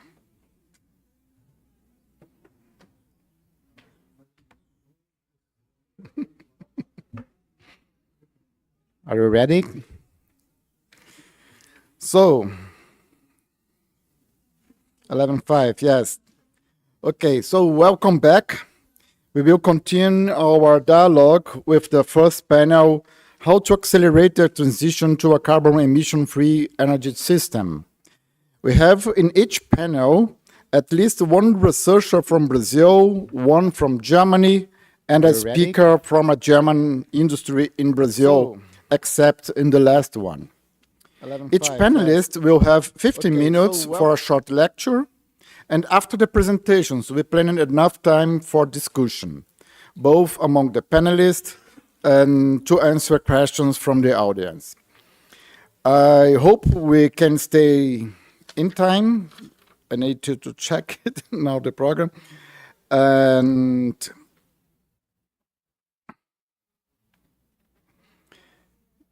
we had planned 1 hour, 1.5. Okay. And that we can finish the session until 12:40, 45. So this is the goal. So the panel will be moderated once again by Professor Buxtehude. It's an honor to have you here again sharing the session. Thank you. Yeah, thank you very much for the introduction. And yeah, I'm happy to share the first session after the keynote session on how to accelerate the transition to a carbon emission-free energy system. And as already mentioned by Marcio, we will have 3 very interesting presentations. I already know what they are going to present, and I'm really looking forward. And our first speaker will be Carlos Eduardo Pellegrino Sherry from the USB. So he's a professor at the Luis de Queiroz, I hope I pronounce it correctly, a College of Agriculture from the University of Sao Paulo. And he's an advisor to numerous national and international foundations and organizations, as well as national governments. He's affiliated with the Brazilian Academy of Science and one of 5 Brazilians on the British Reuters list of the top world's most influential climate scientists. So I'm really looking forward to your presentation, and the floor is yours. Thank you, Professor.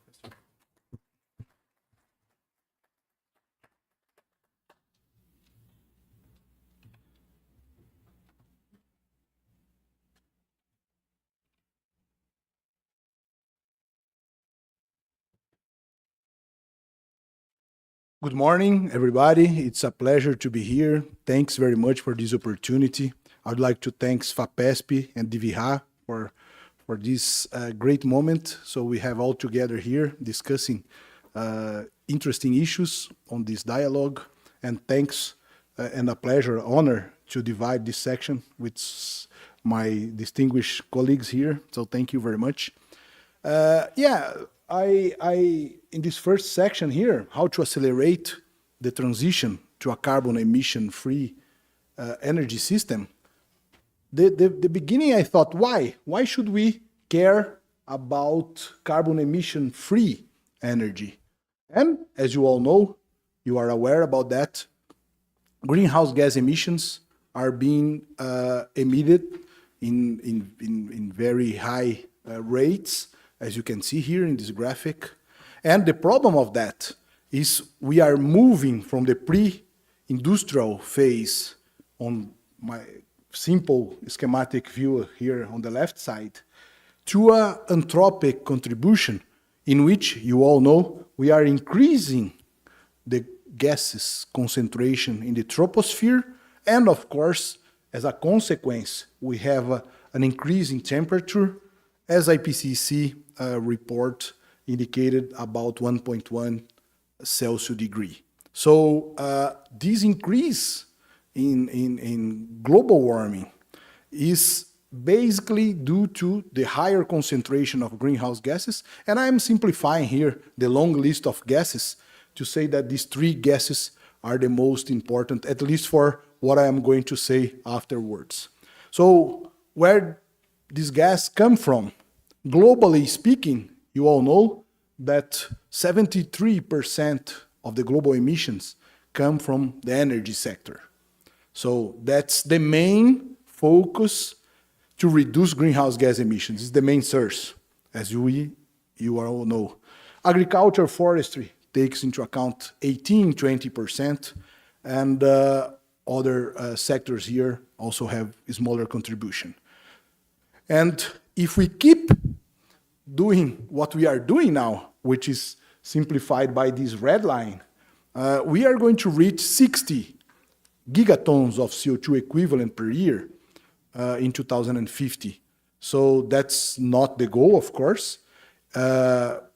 We want to reduce that to the emissions to reach ideally 1.5 Celsius degree increase in temperature, but probably 2 degrees will be more achievable. So, in other words, from 60 gigatons of CO2 equivalent, we have to reduce to 20 or 10, 20 if you like to stay in 2 degrees, and 10 if we like to go for 1.5, which is a huge challenge. Some of our colleagues believe this is very hard to be achieved. So the problem is today, as you know, we already reached 1.1, and this is a problem. If we reach 2 degrees, probably we are going to face climate change with not reversible effects. That's the problem. And many international discussions are being in place. I put just an example, few of them here, that United Nations Framework Convention on Climate Change partners or members are discussing. And basically, I simplified, basically the idea here is to put in place practices in the international, in the global level, of course, actions against the global climate change, and divided basically, I'm not talking about adaptation now, but on mitigation, and we have to do the following, as you know. Reduce emissions, all the sectors must reduce their emissions, but also some of the sectors, the agriculture, for example, can not only reduce emissions, but also remove, increase fixation, increase carbon sequestration in the vegetation and soil. And as part of that, I would like to bring the attention that you all know, and it was mentioned before, that probably biofuels that some of the countries do not pay too much attention can be part of the solution, in my opinion. Can be part of the solution. So, again, from the last IPCC report, Assessment Report 6, this is the synthesis report, was launched 2 months ago. As you can see here, if we want to reach net zero emission, and that's the topic of this section, a lot of effort needs to be done. But if you see at the bottom here, and I cannot point, that's why I'm trying to show, in the bottom of this graphic here, you see that 2 sectors may have faster possibility to reach net zero. And those are here in land use change and energy supply, including electricity. So I will focus here and maybe giving a little bit of perspective from my side about Brazil. So the first thing you see here is including helping deforestation. So we need to reduce that. This is clear. So we see that from our national inventories of greenhouse gas emissions, you can have a look here if you like. You can use this QR code to have more information. But a simplified version here is that 46% of Brazil's emission comes from land use change, basically deforestation. And 27% comes from agriculture. When I say agriculture, I'm talking about livestock and row crops and so all these activities. So as I showed before, it's a totally different pattern from what we saw for the global emissions, in which 73% comes from the energy sector. And here, 73, which is 46 plus 27, comes not from the energy sector here in Brazil. So we have a goal, a challenge, but also opportunity. And we are dealing with that, and I wanted to show a little bit of that to you. So based on the IPCC report, number 6, I just presented, that's the main focus I would like to give you. So you saw from the IPCC, we have to healthy deforestation, and this is the first action we have to do. We should not think about further deforestation. So how to, I said biofuels may be part of the solution, and I believe so. So how can we implement that? We have to take into account forests, no, pasture sites. And here, as you know, we have in Brazil about 170 million hectares of pastures and additional almost 80 million hectares under agriculture. This is this focus we have to face. The pasture area, unfortunately, in some of the regions, about half of that is somehow in degraded stage or low pasture productivity. So we have to focus here. But Brazil, as you know, has a goal to expand other crops production also. I just put a summary here of some of the crops to let you know, you probably already know, that we need extra 20 million hectares. This is what Brazil needs to expand for other crops. And as I said, without further deforestation. So how? The question is how to increase this agricultural area, but in a sustainable way, and part of this area to produce biofuels as a part of the solution. So the question is easy, but the answer is not that easy. But the key point here is to focus in the pasture area. We want to increase agriculture, but these 20 million hectares additional needs to come from the pasture. Ideally, degraded pasture.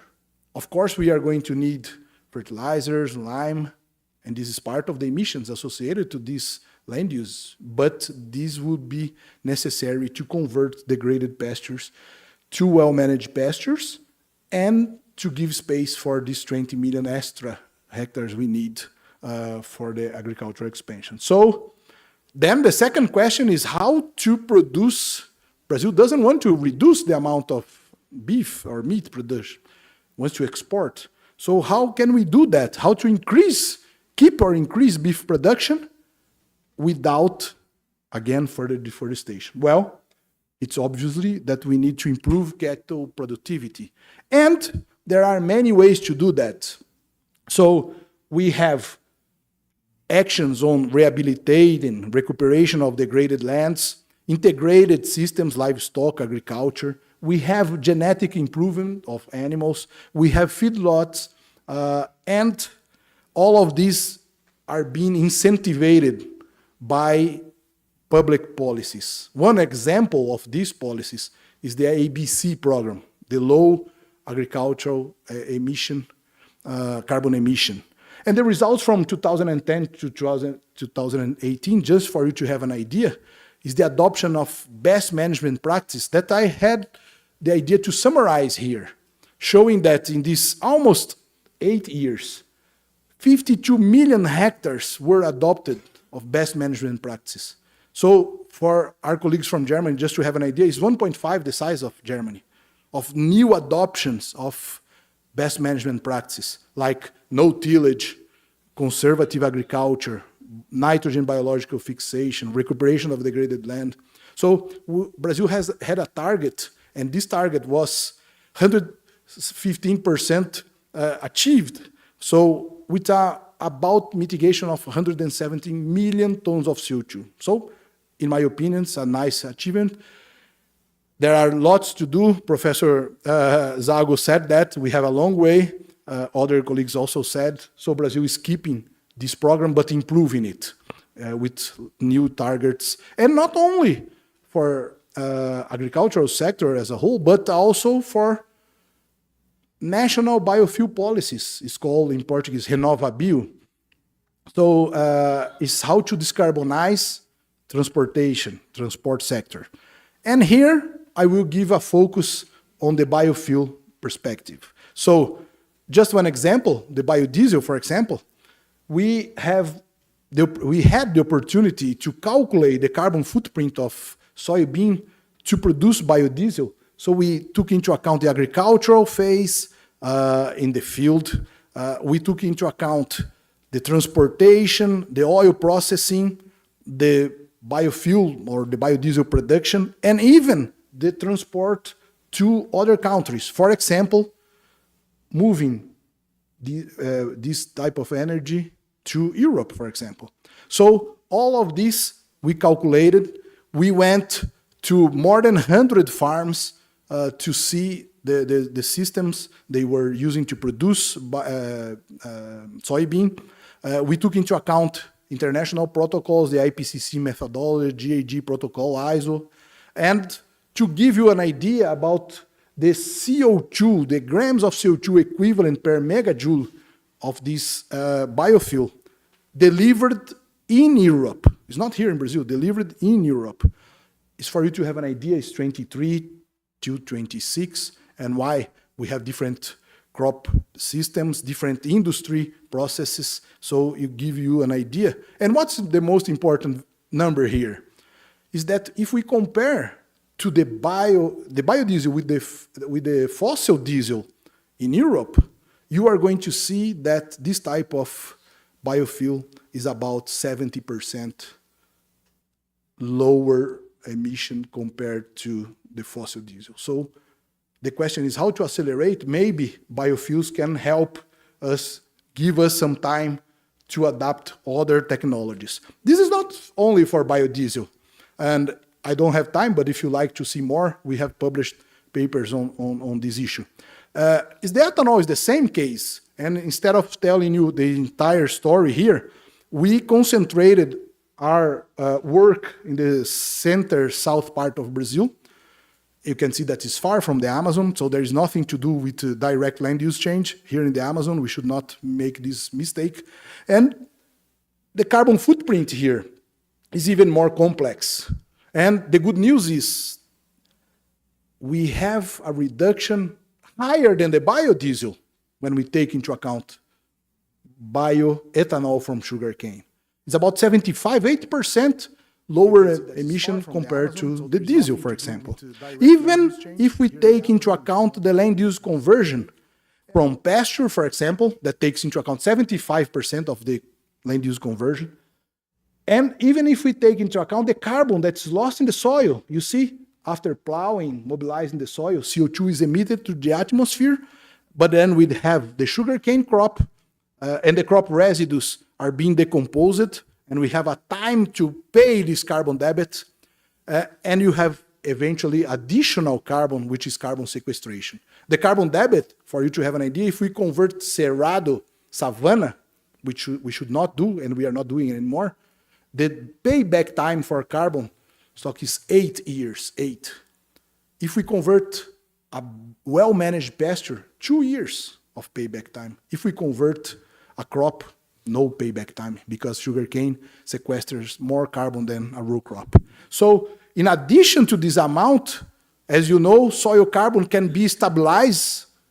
And why I'm talking about this? Because the mean residence time can be huge, centuries, millennia. So this carbon sequestration is to be very important. In addition to that, of course, what we do, we use the sugarcane for the ethanol production, offsetting fossil fuel.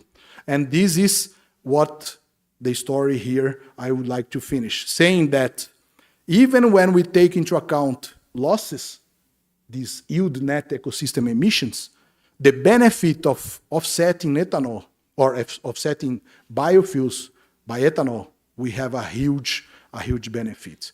Also, because I do not have time, this was published in Nature, Climate Change, if you like to have an idea. So my final message here is that, well, in my opinion, of course I'm Brazilian, but I can tell you that Brazil, in my opinion, is delivering low carbon renewable energy, and this can be, again, part of the solution. Professor Zago mentioned about a center. I will not have time. Carbon being an indicator. RCGI also mentioned here, the Research Center of Greenhouse Gas Innovation, is helping us to put together a new center on carbon studies in tropical agriculture. So we have a mission, we have a innovation, a dissemination, and research scheme that I would be happy to talk to you. We have a strategy to do this in different scales. And finally, the ecosystem here for sea carbon is a platform, in my opinion, for international collaboration. So I would be very happy if you guys are interested on that. Thank you very much for your attention, and I hope to be able to answer some questions afterwards. Thank you.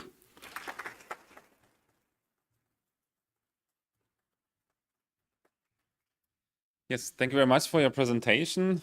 To keep in time, we will have some time for a discussion after all three presentations. And so I propose to continue with Professor Samuel Mössner. He's a professor for sustainability and planning at the University of Münster. And yeah, in his research, he focuses on urban sustainability, post-politics, and environmental movement research and environmental justice. And I think I'm quite sure that he will bring in a quite interesting perspective to this session and to the discussion. So I'm looking forward to your presentation.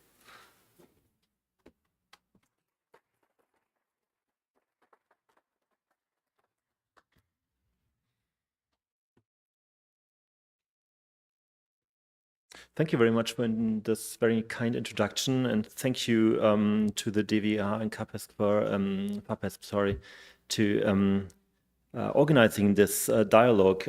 I think this is a very important thing, and as every important dialogue, as every fruitful dialogue, it needs a perspective which is probably a little bit on the edge of what you have heard and what you see. I'm a geographer and an urban planner, and I'm not an economist, and so I thought about to enriching hopefully this dialogue by presenting a little bit my perspective on few things. since I haven't known you before. It was like a little black box, so apologies if I'm going a little bit too far. Michael Buxek did an excellent job in giving us some very important questions, and I'm trying to, in my presentation, I'm trying to respond to these questions. I will be very bad in responding because they're difficult questions, but maybe we will come one step further. So I will not talk directly about the energy transition, but instead try to shed light on conceptual and practical circumstances that I think are relevant for our dialogue. For sure, I will not give, as I said, sufficient answers. I will not also tell you how to accelerate the energy transition, but I may contribute to stimulate a debate and give some input for further reflection. At least that's what I hope. The topic of transition is probably amongst the most important challenges of our times. The even more important topic, however, is, in my opinion, its umbrella term, and has been stated also in the introduction today, the sustainability transformation. The difference between transition and transformation is not marginal, even though many authors do not distinguish very well between both terms, which I think, though, we should.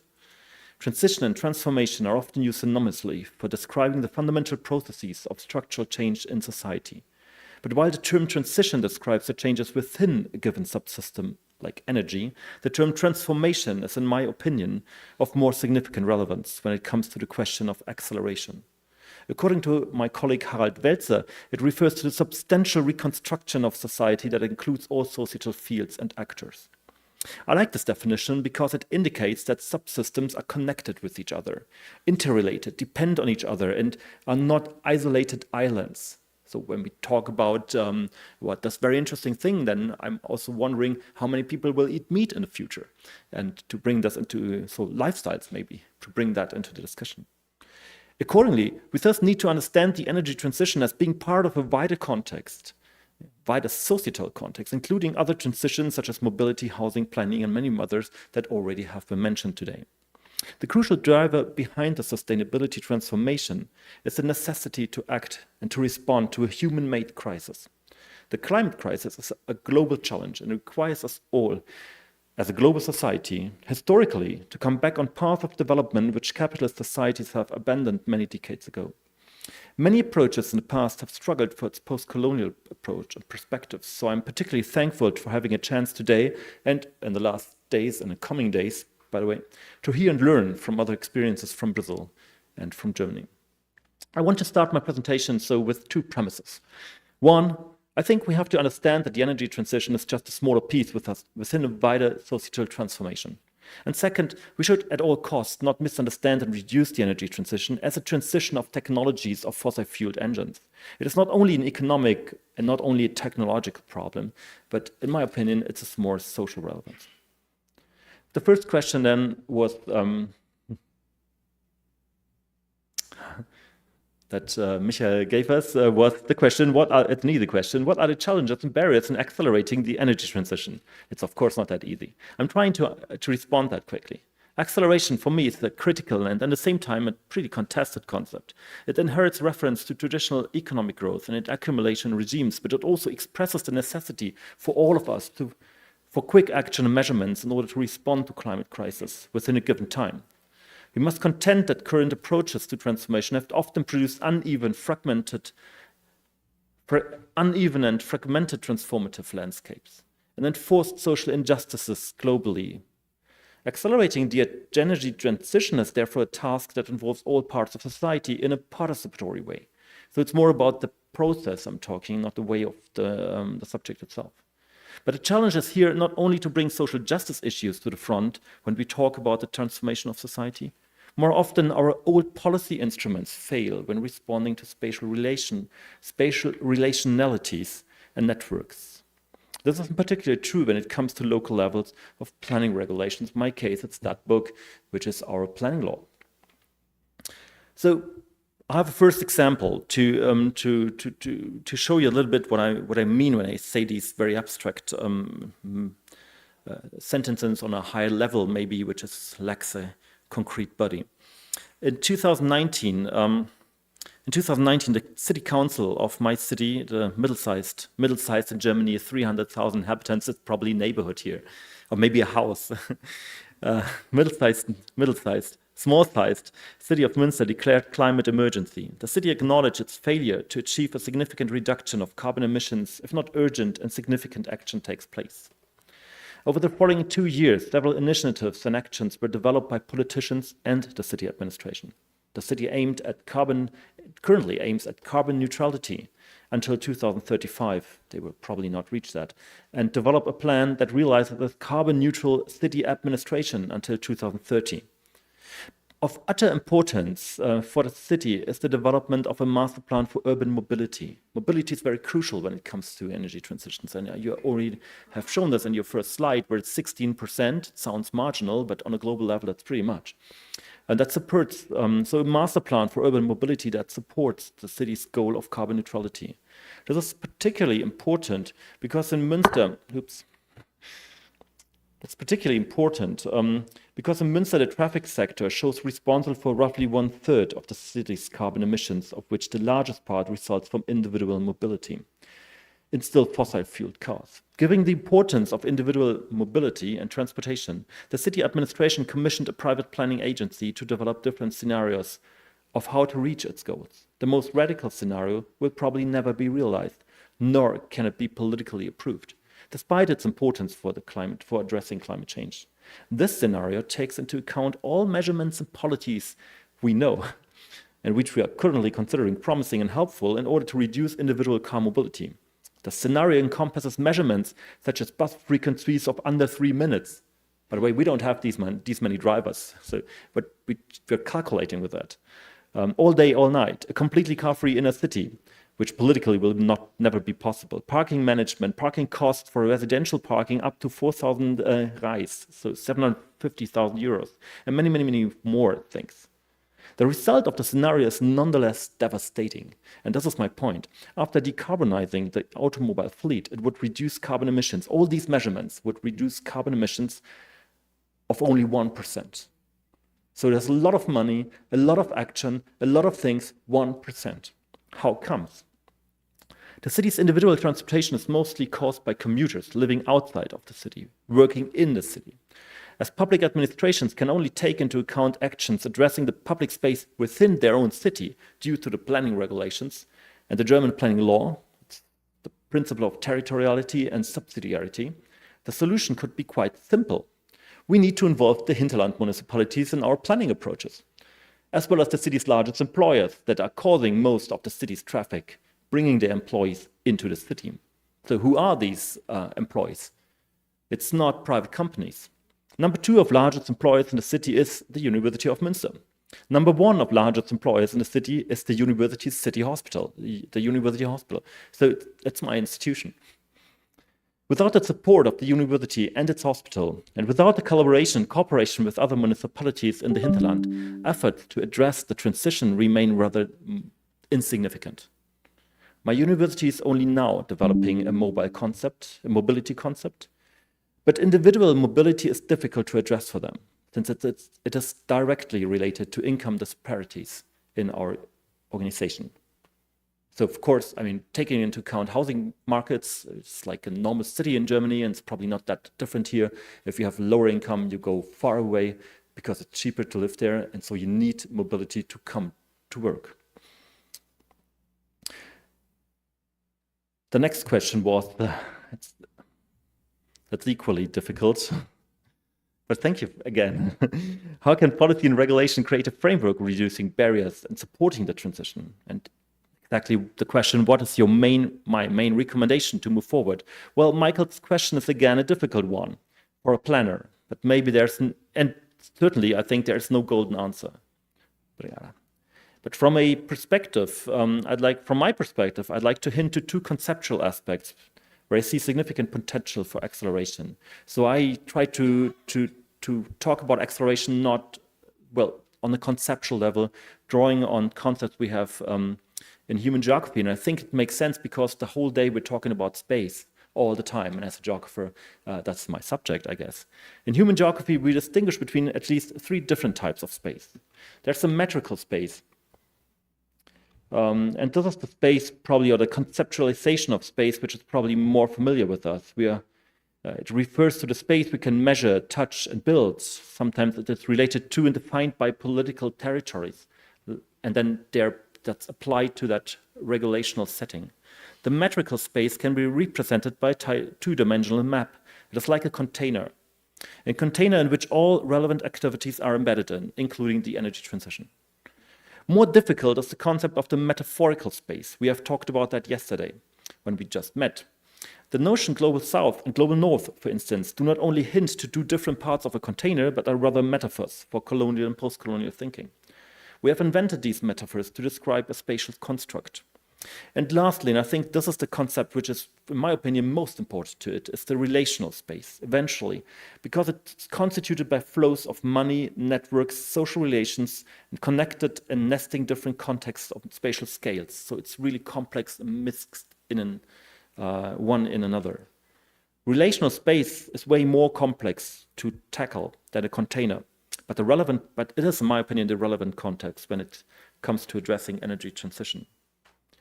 As you see from the short example from Münster, most planning regulations and approaches are still stuck in a metrical understanding of a container. In particular, in the context of municipalities and regions, the principle of territoriality and the principle of subsidiarity still prevent a relational perspective on energy transitions that focuses on flows of objects, energies, and people. And even my city, when they do the calculation of their energy transition, then they just take into account what is happening on their territories. So we're actually dealing with raw numbers. My second aspect refers to the interconnectedness of spatial scales. That, I think the multi-level perspective, you might heard about it, is a helpful pattern to address this interconnectedness. Don't be afraid, it's a complicated, it looks complicated, it's actually pretty simple. The strength of this perspective is its distinction between, on the first hand, down on the bottom, the niche, where technological innovations can be experimented and pushed forward by small groups and networks of actors and individuals. These networks are often important pioneers of technologies, of new technologies, or of using technologies, and of utter importance, therefore, for the transformation. The regimes level, which is in the middle then, consists of markets, industries, politics, and technologies that have already institutionalized their own set of knowledge, regulations, patterns, and routines, in which transformative actions have then to gain acceptance. This is way more difficult, but the niche might help. And finally, landscape is the metaphorical notion used by Giels and Schott, who invented this pattern, describing the various material aspects of society. It is the materiality of factories, of cities, the built environment, the electricity infrastructure, and all that stuff which we cannot change from one day to the other. So the niche is really hopeful, and it's a pretty interesting moment where you can easily start new ways of thinking, new ways of living that then potentially make up their way to transform regimes and landscapes. I will conclude with a second example, which I find comes from my subject, urban planning, and I know it's not directly in the corner of our subject here, but it might help anyway. In urban planning, we find few best practices which have successfully implemented a coherent perspective on the sustainability transformation. There's really few only. One of the forerunners was the city of Freiburg in Germany, in my opinion. And I've studied that 8 years, and that's kind of my conclusions, which I'm showing here. In the 1990s, Freiburg has garnered worldwide attention for its multifaceted initiatives and achievements in the realms of green low-carbon economy, mobility, energy, land use planning, and citizen participation. They were trying to bring together different subsystems into a coherent setting, not focusing only on the energy transition, but also talking about how to bring the people within it, how to motivate them, how not to create these counter movements. Starting with the very positive narrative of a successful environmental protest in the 1970s, which was a strong story which they needed, the city in the 1990s was able to develop a coherent strategy towards a sustainable city that enabled substantial transition in different subsystems. They recognized the relationality of subsystems and dedicated urban space for innovation and experimentation of 4 transitions.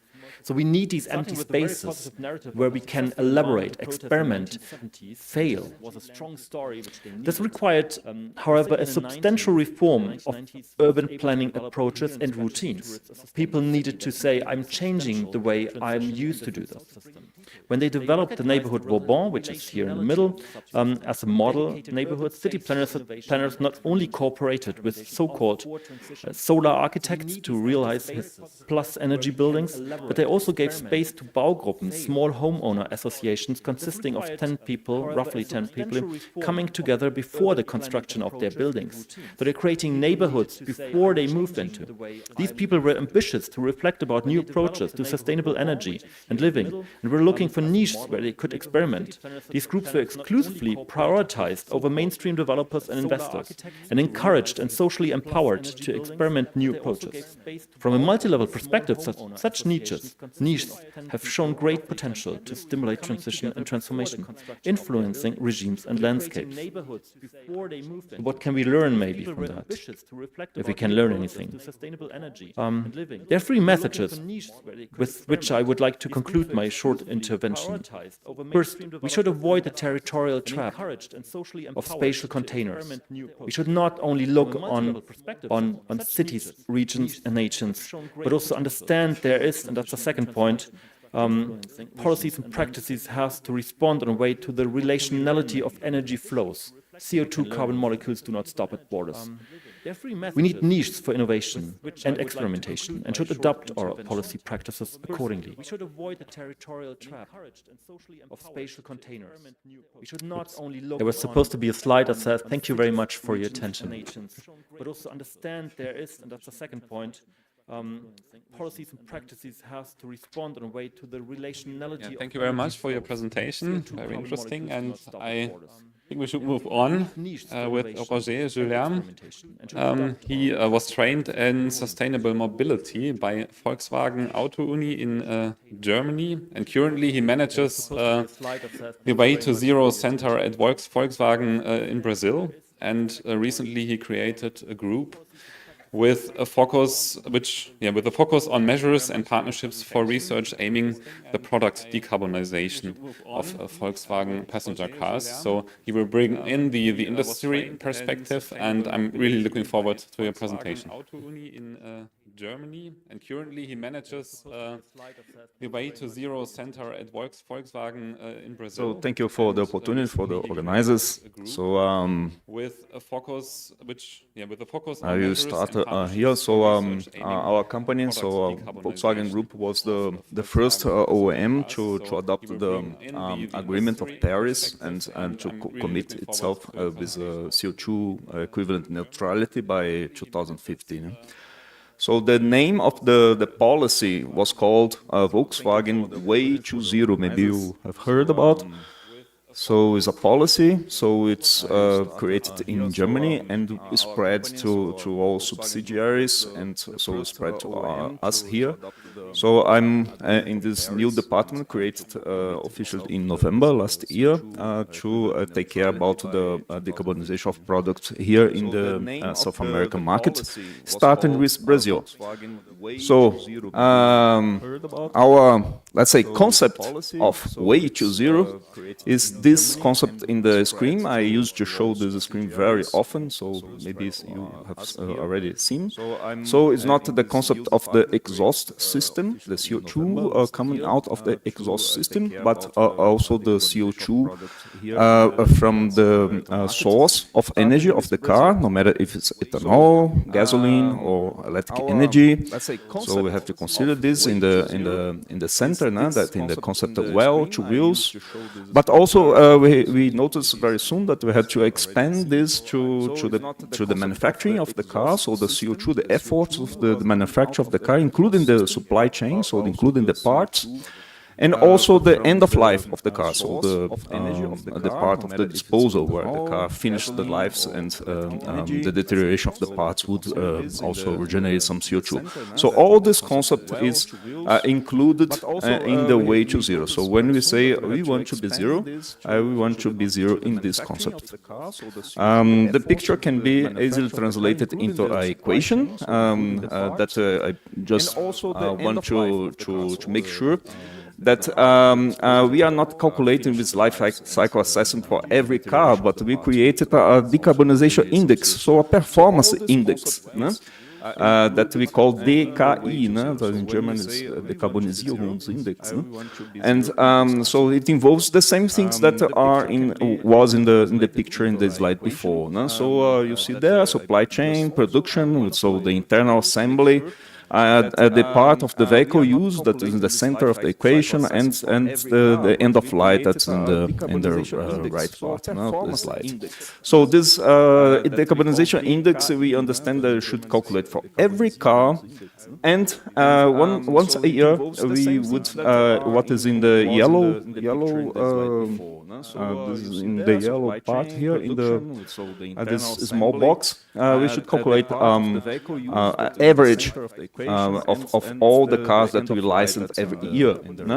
So, and when we achieve the year 2050, we would like that this average that is written there as DKI fleet year would be 2050.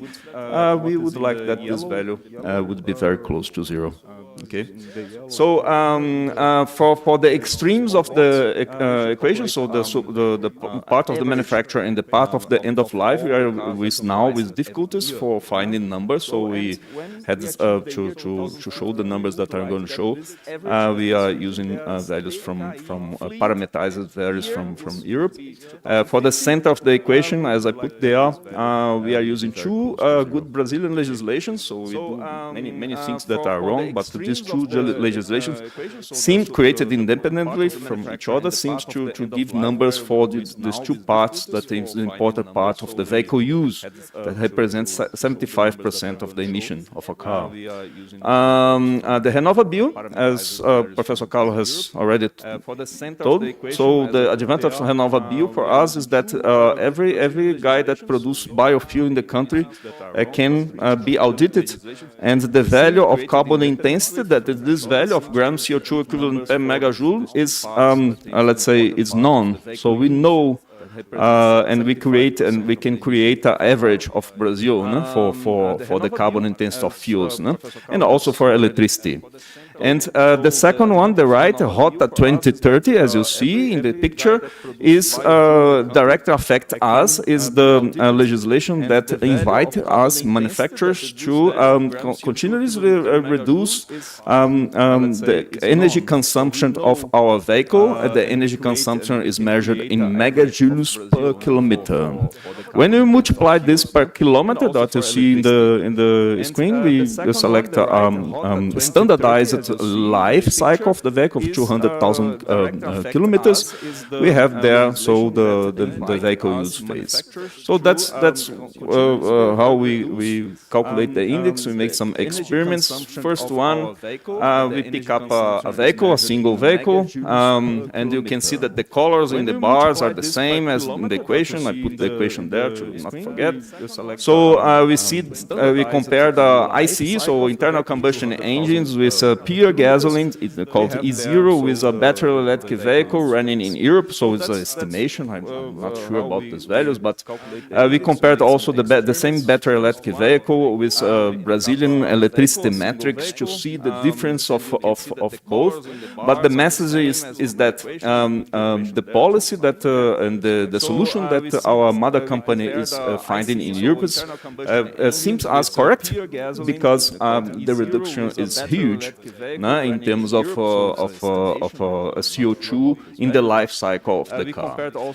So we have a problem with this policy in Brazil. So we have advantages of this very nice electricity metrics, but we have challenges to increase our volumes of electric cars here. So our salaries are too low, so the GDP per capita is very low here. It's less than 30% of the GDP of Europe. We have economy problems with high historic interest rates, so every expensive technology has difficulty to enter in the market. We have in construction electricity charging infrastructure. We have a government that has other priorities, and so our supply chain is, let's say, building competence in this battery electric vehicle technology. So we expect not a huge, so a big, but not an enormous market for battery electric vehicles in South America. So we count about 85%. This is the number of March. It's changed every month, but the last number that I got.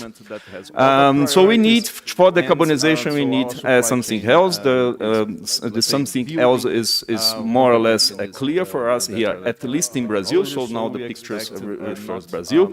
Since we have more than 80% of our cars in Brazil sold is with the technology flex fuel that was inaugurated by Volkswagen in 2003. So the market and the fleet of the cars in Brazil also is dominated by that. We use a big amount of ethanol, although this is in the aspects of ethanol usage could be better.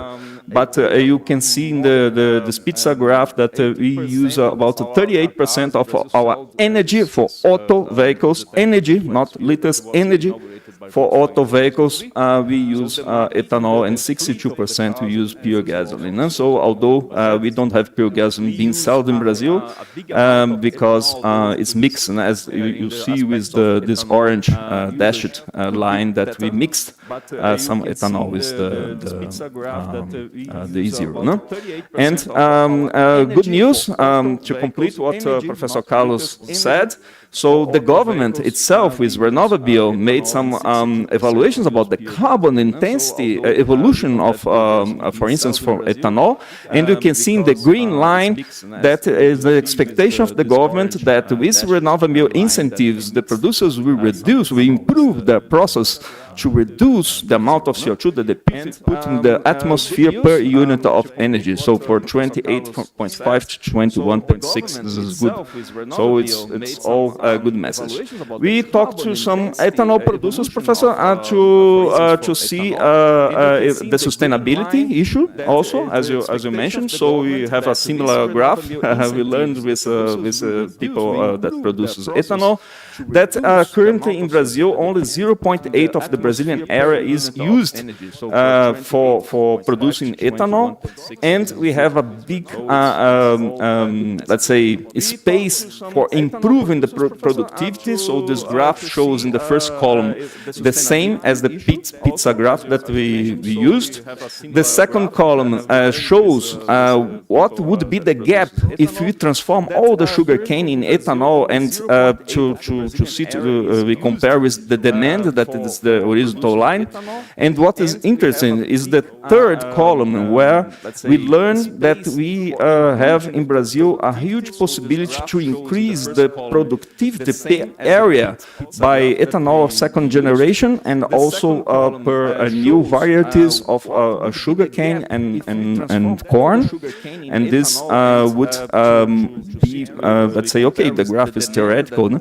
But it shows us that we can trust that if we push the demand of ethanol, the guys that produce would have possibility to do it without any kind of deforestation. So this is the message here. Also, they have in their production, we learn with them, they have in their production such a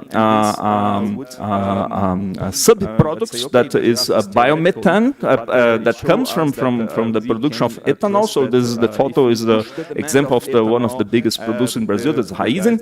And we are with some contracts to purchase this sub-product that is biomethane, not for cars, not for moving the car, but for the industry, for instance, for the paint shop of our plants here in the country. So now, what is the effect? Since we see in the graph that the usage, ethanol usage factors, AUF, is only 28% in energy. So this is the choice of our customers too low in Brazil. So we want to see if this has an effect for reducing our decarbonization index. And you can see in the column where I showed ICE E100, that it's the value of a car running with E100, so the value is low because the carbon intensity is low, and the production of the car emits less CO2. And you can see in the green box the average of the choice of the Brazilian customer nowadays. That is very, let's say, in favor of gasoline, not of ethanol. We have to change that. If you could go to 38% of usage, we would immediately, together with this reduction of carbon intensity planned by the government, we would reduce in our cars about 3 tons of CO2 in the life cycle. So only by this, so this is a great lever. How to do this? No? So I have to convince the customer to skip the famous 70% law. When you stay at the gas station, you see the prices, make your calculations, so 70% of the price represents the advantage of using ethanol. To, let's say, to move this down, I have to change the ethanol specification to increase the energy density of the ethanol regarding the gasoline, or I change the vehicle in terms of efficiency to look for projects that could be more efficient with ethanol than with gasoline. This is the fast way for decarbonization that we see. First, go to the customer and say to him the truth. And we put this on the radio of the car. You can download this app in the car, and the app will show the price per kilometer. If you choose ethanol or gasoline, of course, you have to enter the price with touch screen, and you see the gram CO2 equivalent in the well-to-wheel system in the bottom of the slides. So we would like to use this type of influences to influence the choice of the customer by the awareness. No?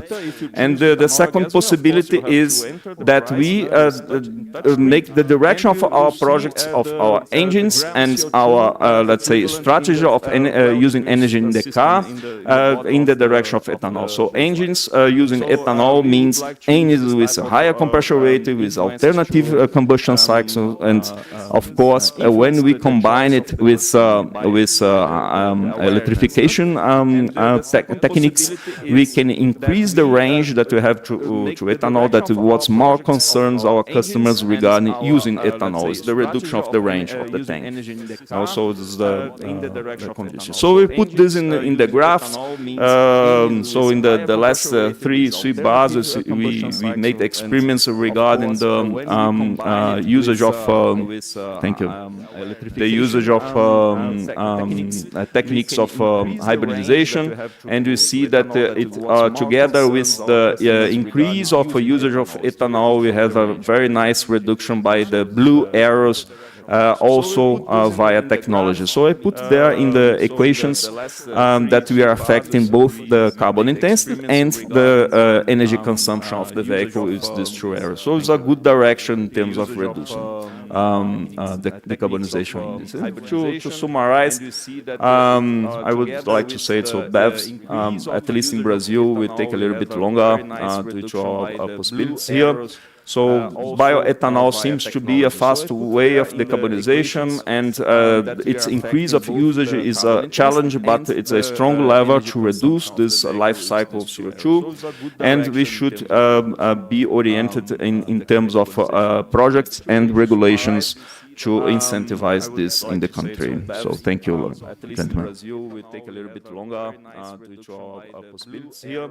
So bioethanol seems to be a fast way of decarbonization. Thank you very much, And Jose, its for increase your of usage presentation. is a So challenge, but it's now a we have strong time lever for to reduce questions. this life cycle We've heard CO2. three presentations, very interesting be oriented presentations. in I've terms learned a of, lot about the Brazilian projects and perspective. regulations Thank you very much. to And incentivize this in the country. yeah, So are thank there you. any questions in the audience? Here. Please. So bioethanol seems to be a fast way of decarbonization. Thank you very much. Thank you very much, all of the presenters. I'm Daniela Toia from DVH São Paulo.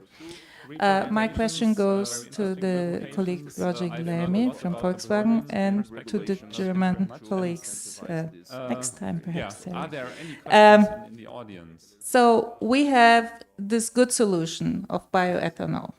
My car only drinks that. So I don't know if the German colleagues that are here are aware that it's really just a case of choice, because in every gas station you have the choice. It's not you get it only here or there or there. It's every gas station, okay? Just for you to be aware. So why it was so difficult? I remember I was living in Germany to... There was the discussion on bioethanol.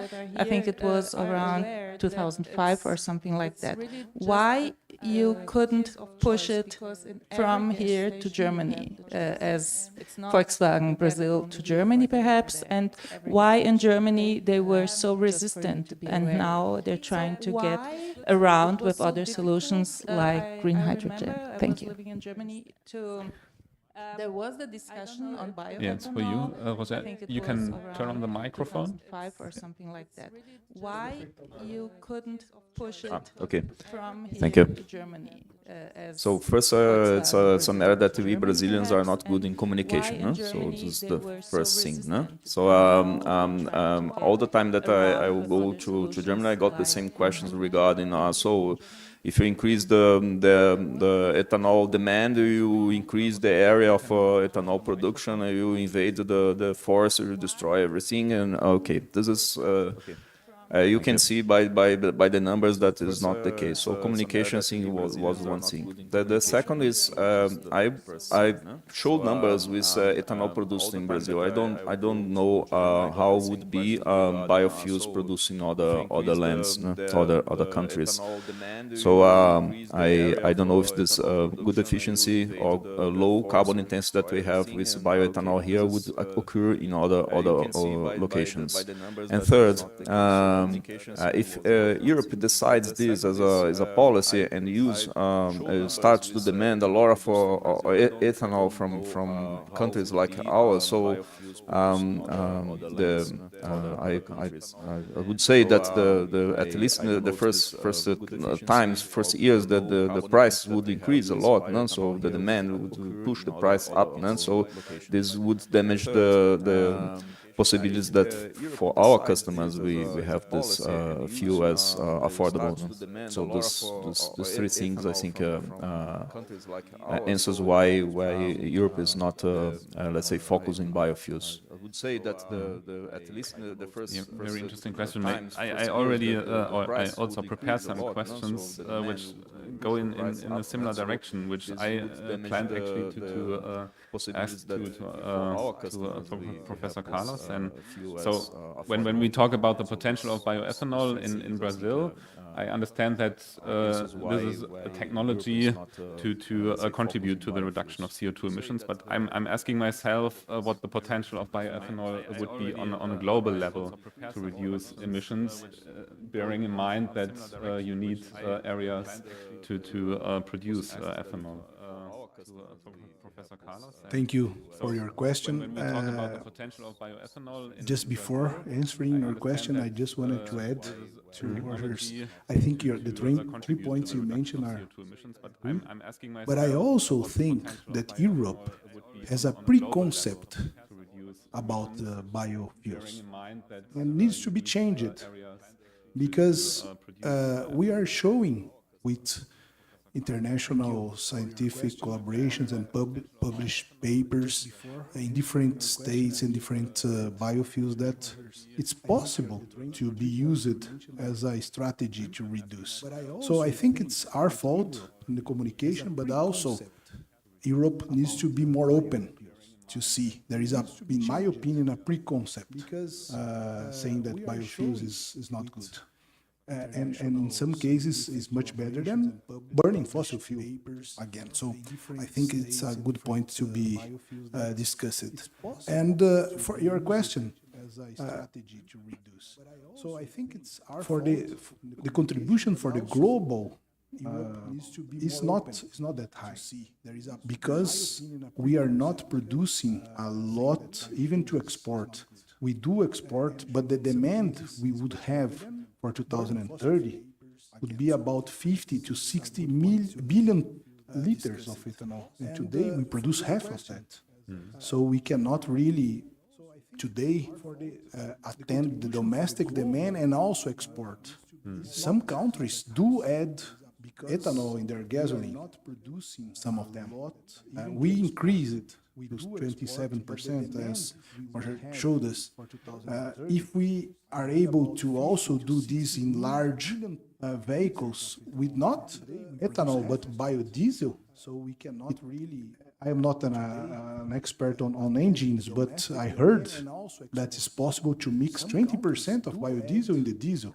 So it's a good contribution without changing the engine for the auto process. So I think the contribution today is not large, but in biofuel, for example, if we, globally speaking, if we add 20% the diesel, the contribution, according to our calculation, was about 12% of greenhouse gas reduction in this sector.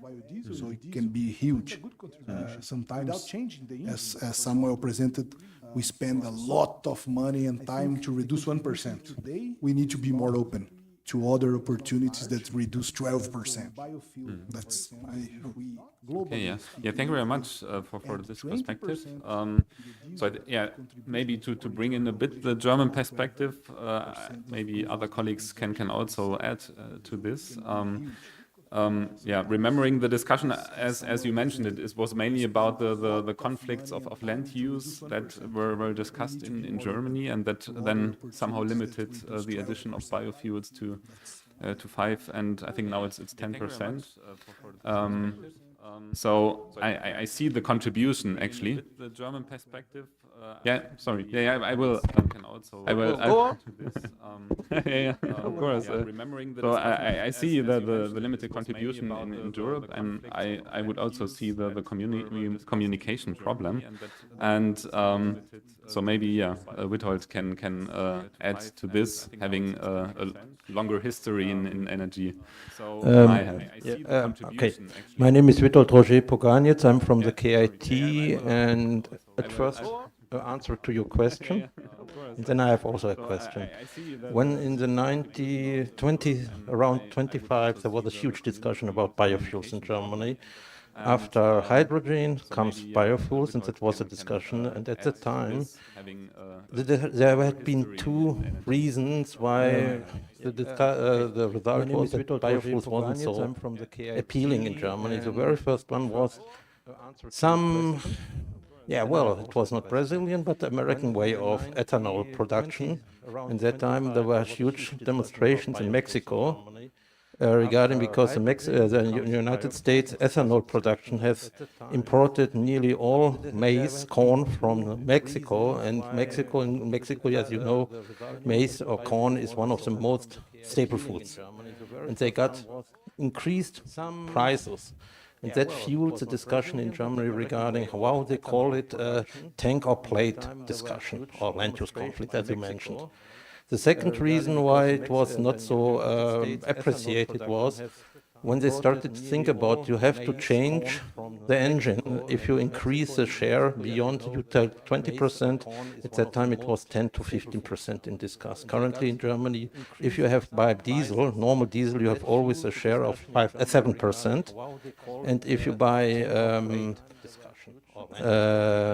how you call it, this other system, gasoline, it's 5%, or you can buy also a blend for 10%. So there are some low.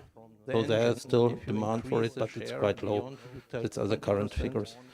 Now my question, it goes a bit in that direction, but a different. As you mentioned before, in Europe and maybe also, I don't know how United States will develop, but Japan all goes, I think, more to the battery-based and individual mobility, that we cars based on battery. And considering, that's my question, that if we increase a lot of the share of biofuels into the diesel, they have to change the engines. I don't know the details, but this is what the discussion had said. So it would be, according to the German strategy, a bridge technology for 5 to 10 years. And that means to change it, I don't think that it would be very convincing, or I don't expect it. But how is the situation within Volkswagen? Because Volkswagen, on the one hand, said, the German Volkswagen said, we have to go for that direction. That means batteries. And VW do Brasil, I think you will not switch in 10 years to batteries. You will still go further on for the combustion engines. Yes, so we do not deny the trend of our mother company. So we only see that our customer cannot afford the technology, and nevertheless we have to decarbonize urgently. And so concerning the cars and the engines, so I don't know if you are aware about Brazil. Since 2003, there was a rush into flex fuel technology. So practically 100% of the cars produced in Brazil are adapted for both fuels, and you can mix as you want. Urgently. And so concerning the cars and the engines, so I don't know if you are aware about Brazil. Since 2003, the technology is available worldwide. Even the Swedish company Volvo had offered in the 2020 something like that. Yeah, exactly. Yeah. So you have possibility of flex fuel technologies not only in Brazil, no? So nowadays, what we are trying to let's say make the awareness of our market. So we cannot touch in markets of Europe, because this is the market of our mother company, or US, or this important market. What we have to take care is the market of South America. No? So we are now let's say make the awareness of our South America customers or governments that maybe they have possibility to fast decarbonize their mobility in terms of cars, no? Using also this let's say partially a strategy of let's say battery electric cars and biofuels. Maybe one is growing, or other is not growing so fast. So you can with regulation promote that your customers give up the fossil fuels and go more in the direction of biofuels. This is happening now. I have an example, for instance, the discussion in Colombia. They are now moving from E10, studying for E12, and asking us there to talk about flexible fuel possibilities. No? So that's it. This is a process. No? We do not deny nothing that our mother company does. We understand that we have to bring products here. We have to develop our competences in electrification also. But I'm afraid that this is not fast enough. Thank you very much, Professor Markovic. Yeah. You want to ask a question? So we will have you first, and then this is a process. Yeah. Marcio, please. Okay. So I have questions for the Brazilian speakers and for Samuel as well. So again, bioethanol. So one thing is that you presented that ethanol in the moment is not that attractive for the Brazilian consumers. So the question is why, and what could be done to do it attractive again. The second question is more political. So I think at the end of the second government of Lula, before pre-salt was discovered, I think after a conversation with the American president, he started to visit other countries in Latin America and Africa in order to promote bioethanol production in other countries as well. So in a world action. But then Brazil discovered pre-salt oil, and then the government, I think, desist of this direction and invested in pre-salt. So I don't know the background. Maybe you know the background and what are the perspectives nowadays that the government will invest more in bioethanol and other renewable energies. To Samuel, the question is, I agree totally, so that we will not have a sustainable world without that society is aware that we need it. So, and that's why we have a panel at the end about education for innovation, for sustainability, and for energy consumption. And I want that you can explain a little more about that topic. How we can educate society for sustainability and for energy consumption. We need it. Yeah, thank you, Marcio, for your questions. I propose maybe that you start answering. I can start, but I'm not the best person. I think Roger could explain us why people are not attractive to use, I think it was your first question, to use ethanol. My car is the same as Daniela's. My car never saw gasoline, it's only ethanol. I don't drink ethanol, it's a pit, so. But I have some colleagues that do. But I'm not the best person, I think. And I don't know why. I think it's because the price is not really competitive. One government should think about that. Should reduce the tax of ethanol. This was tried a few times. Never happened as far as I know. I don't drink ethanol. Should incentivize. So I have some colleagues that do. I'm not here I'm not wearing a T-shirt. I love ethanol. It's not that case, but I feel like there is nothing to do with deforestation. Even I look indirect. There's nothing to do with food competition, because there is no food competition with ethanol, really.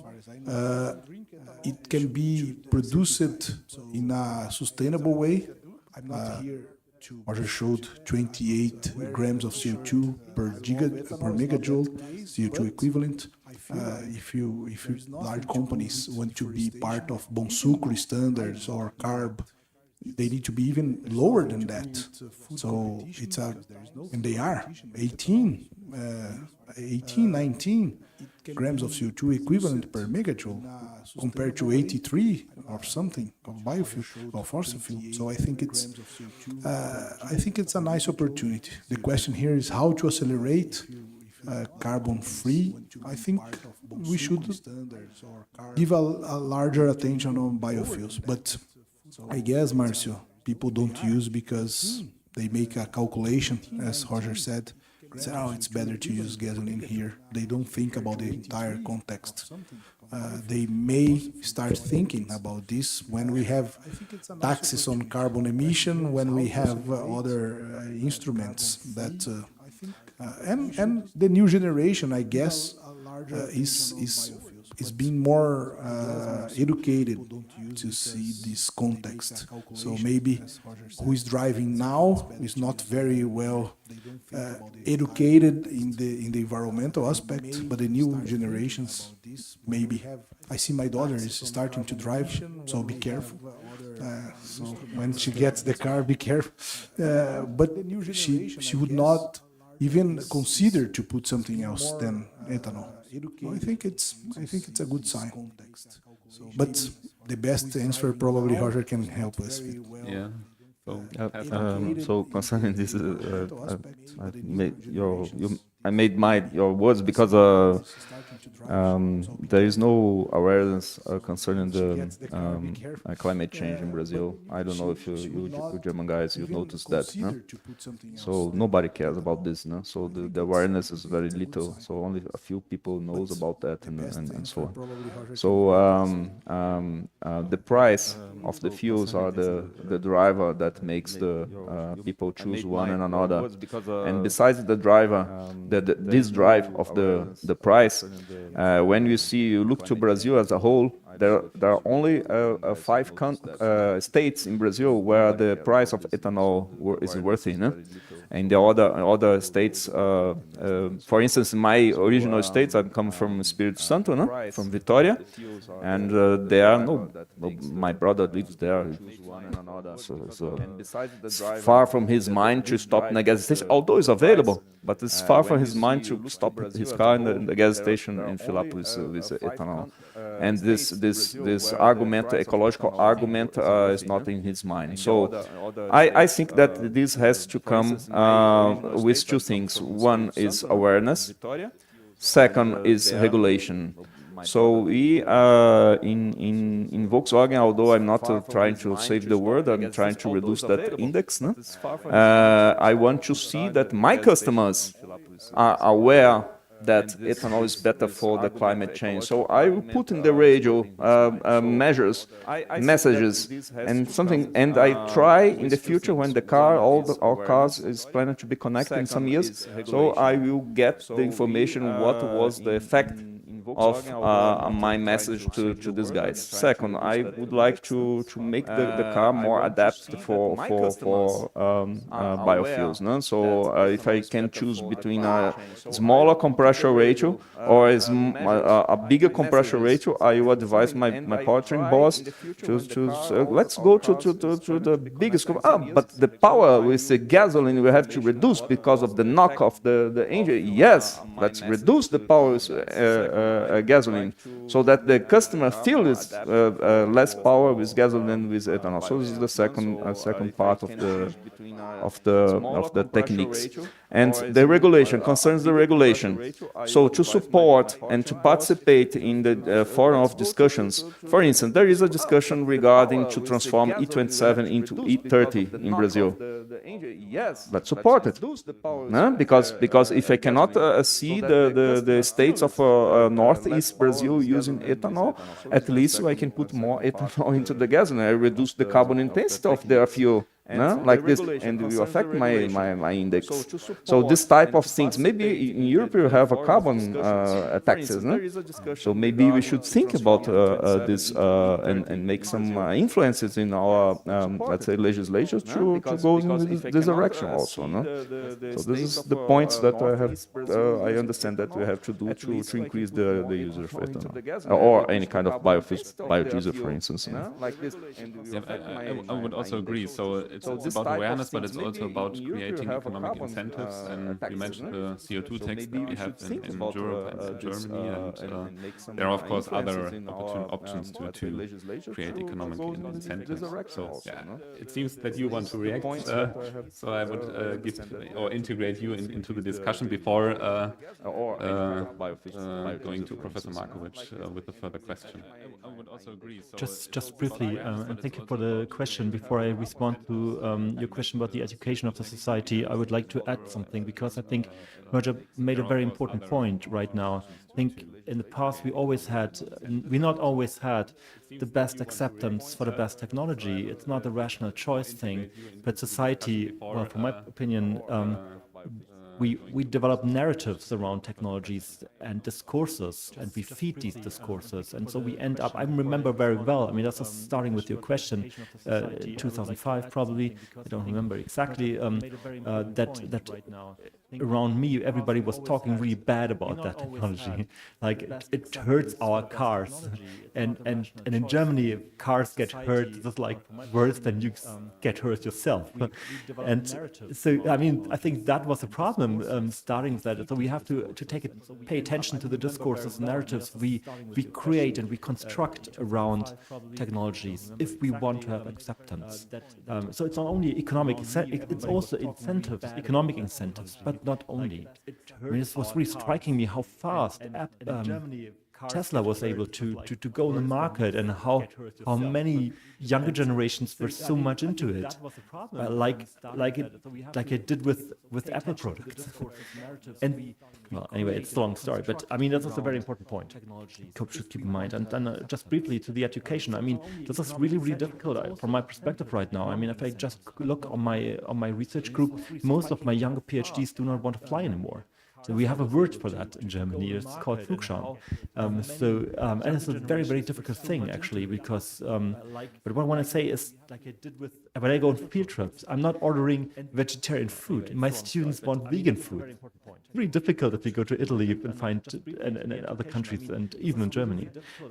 But we have a generation, and it's not only a generational thing, but it's also a generation who is who takes the decisions.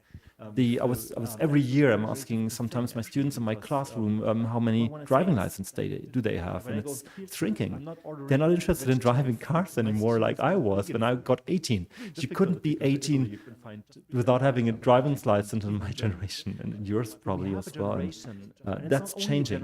But in the same time, we have a generation also which is really revanches and really stays where we are. And so I think it's not about education, it's about, I mean, it's related to education, but not in this hegemonic sense, but more in how can we bring the society together, and not in order to have these fights which we see on the streets with a environmental movement we currently have, we call Klimakleber, and then people go out of their cars and they hit each other. But I'm really scared that this is really dividing and fragmenting our society, the question of energy transition. I mean, it's related to education. That was not a good answer to your good question. Sorry. Thank you very much. So maybe to move on, Professor Markovic, your question, please. Thank you very much. It's about the word accelerate. And Roger already showed to us how the digital transition can help the energy transition. When you mentioned that applicative, where you can see the cost, the effectiveness, and also the emissions. So my question, and I'm aware that Professor Serri works on issues like drones to monitor agriculture and to monitor. The question is the following: how the digital transition can help us to accelerate the energy transition? Where do you see the opportunities where digital can help us to accelerate the energy transition? This is a question. So, and this could be also for issues like Professor Zago. So I will keep my example. No? So this app was created also for cell phones, but also in the radio of the car. So this is a small contribution to the awareness. We see that the downloads of the app is good, so it's really good. So many people have downloaded. But we do not know now what's the effect of it. So the next step as digitalization would be first to measure the effect of these messages and our speeches to our Volkswagen customer. Okay, I'm not interested in Fiat, I'm not interested in General Motors, I'm not a Fiat, interested in my customer. What my customer of a flexible fuel car is doing at the gas station. So we would like to have this possibility with this app in the future. So it's the next step.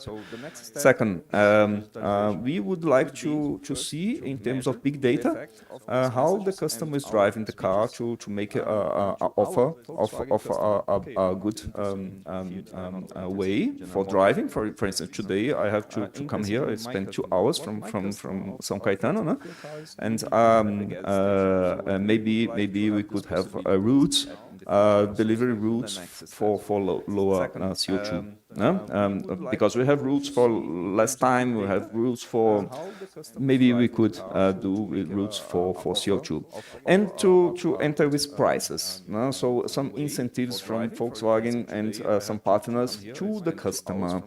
Maybe we could think about a mileage program based on decarbonization index, so we have a number. So if I'm a good guy, I select the good fuel, I drive in a good way, so moving the car, not accelerate, disconnecting the air conditioner as when we don't need. Maybe we can account some points and to at the end of some period of time to give some return as a mileage program, a credit card mileage program. So I think these small things are very well, let's say, offered by digitalization. So I say to my colleagues, maybe it's not the engine. I'm coming from powertrain.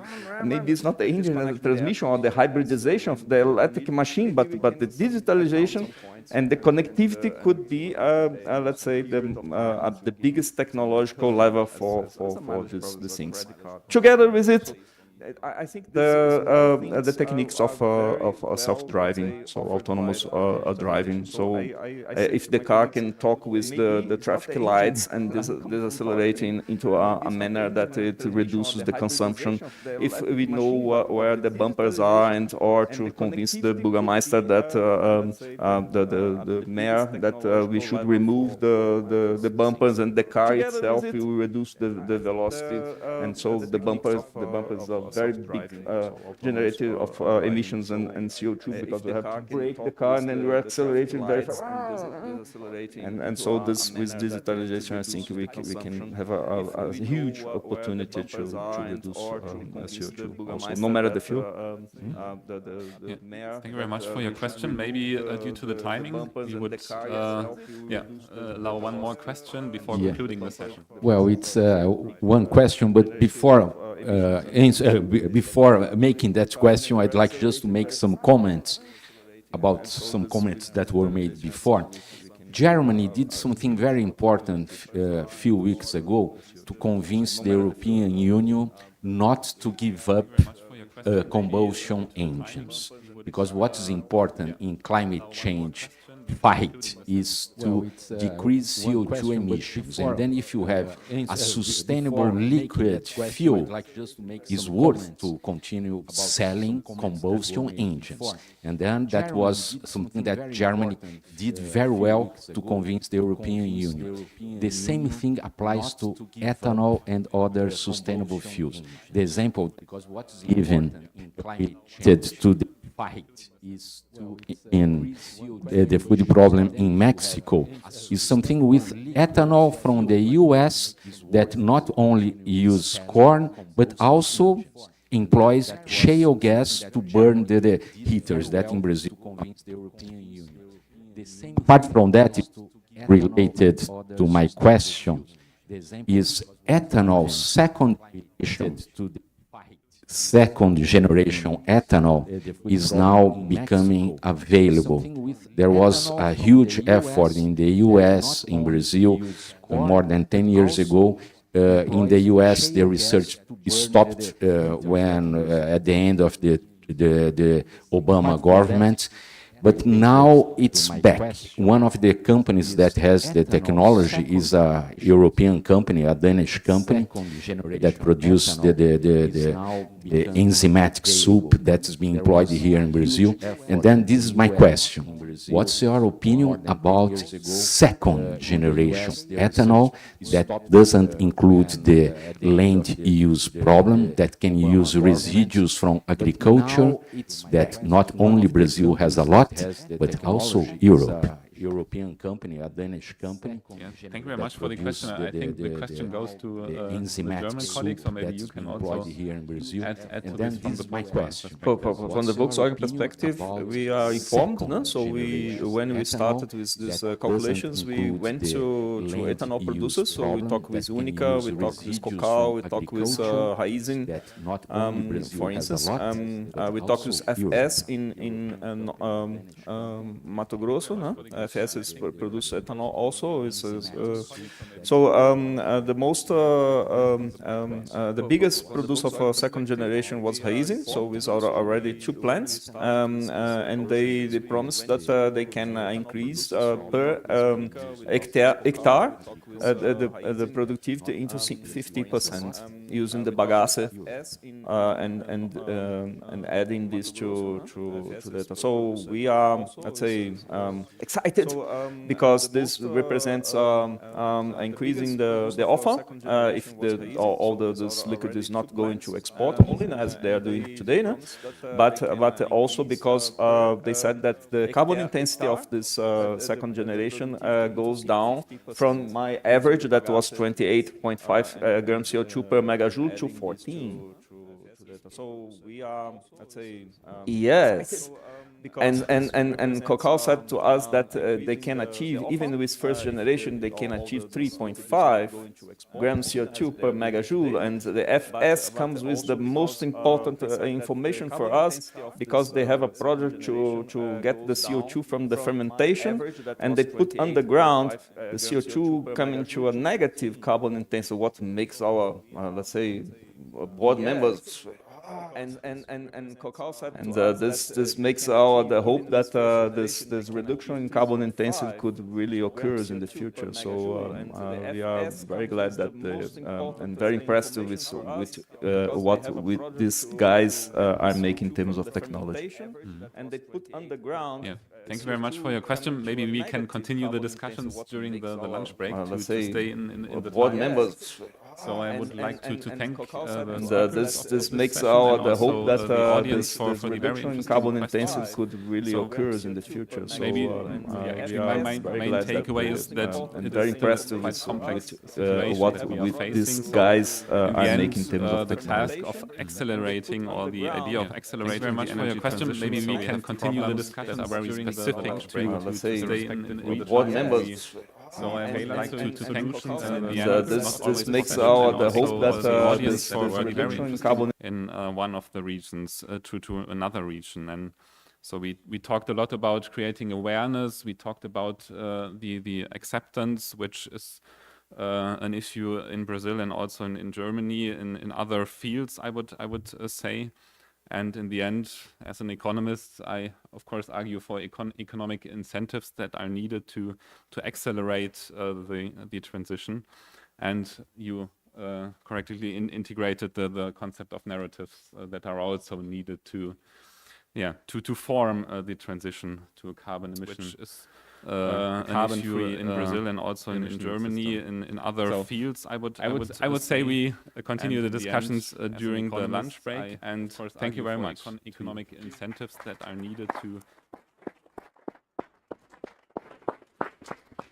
Thank you very much. Thank you all for the debate. I think we could stay here talking more about this issue, exchange point of view. So I now invite you for lunch. It will be served downstairs like the coffee break, but before I want to invite all the speakers, chairs, presenters, our director, Johan, for a group picture. So to come here to the stage, in front of the stage or here, and our photograph can help us to organize it. Felipe, where are you? Okay. So all the speakers from today and from tomorrow as well, please. So come here to the front. Oh, and we see you here.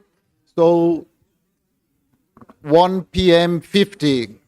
Okay. See you back here 1:50. 50. Yes.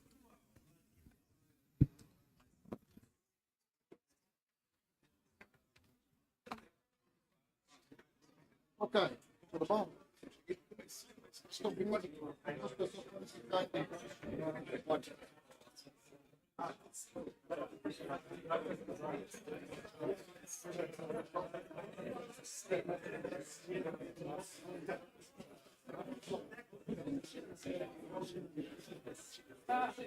Where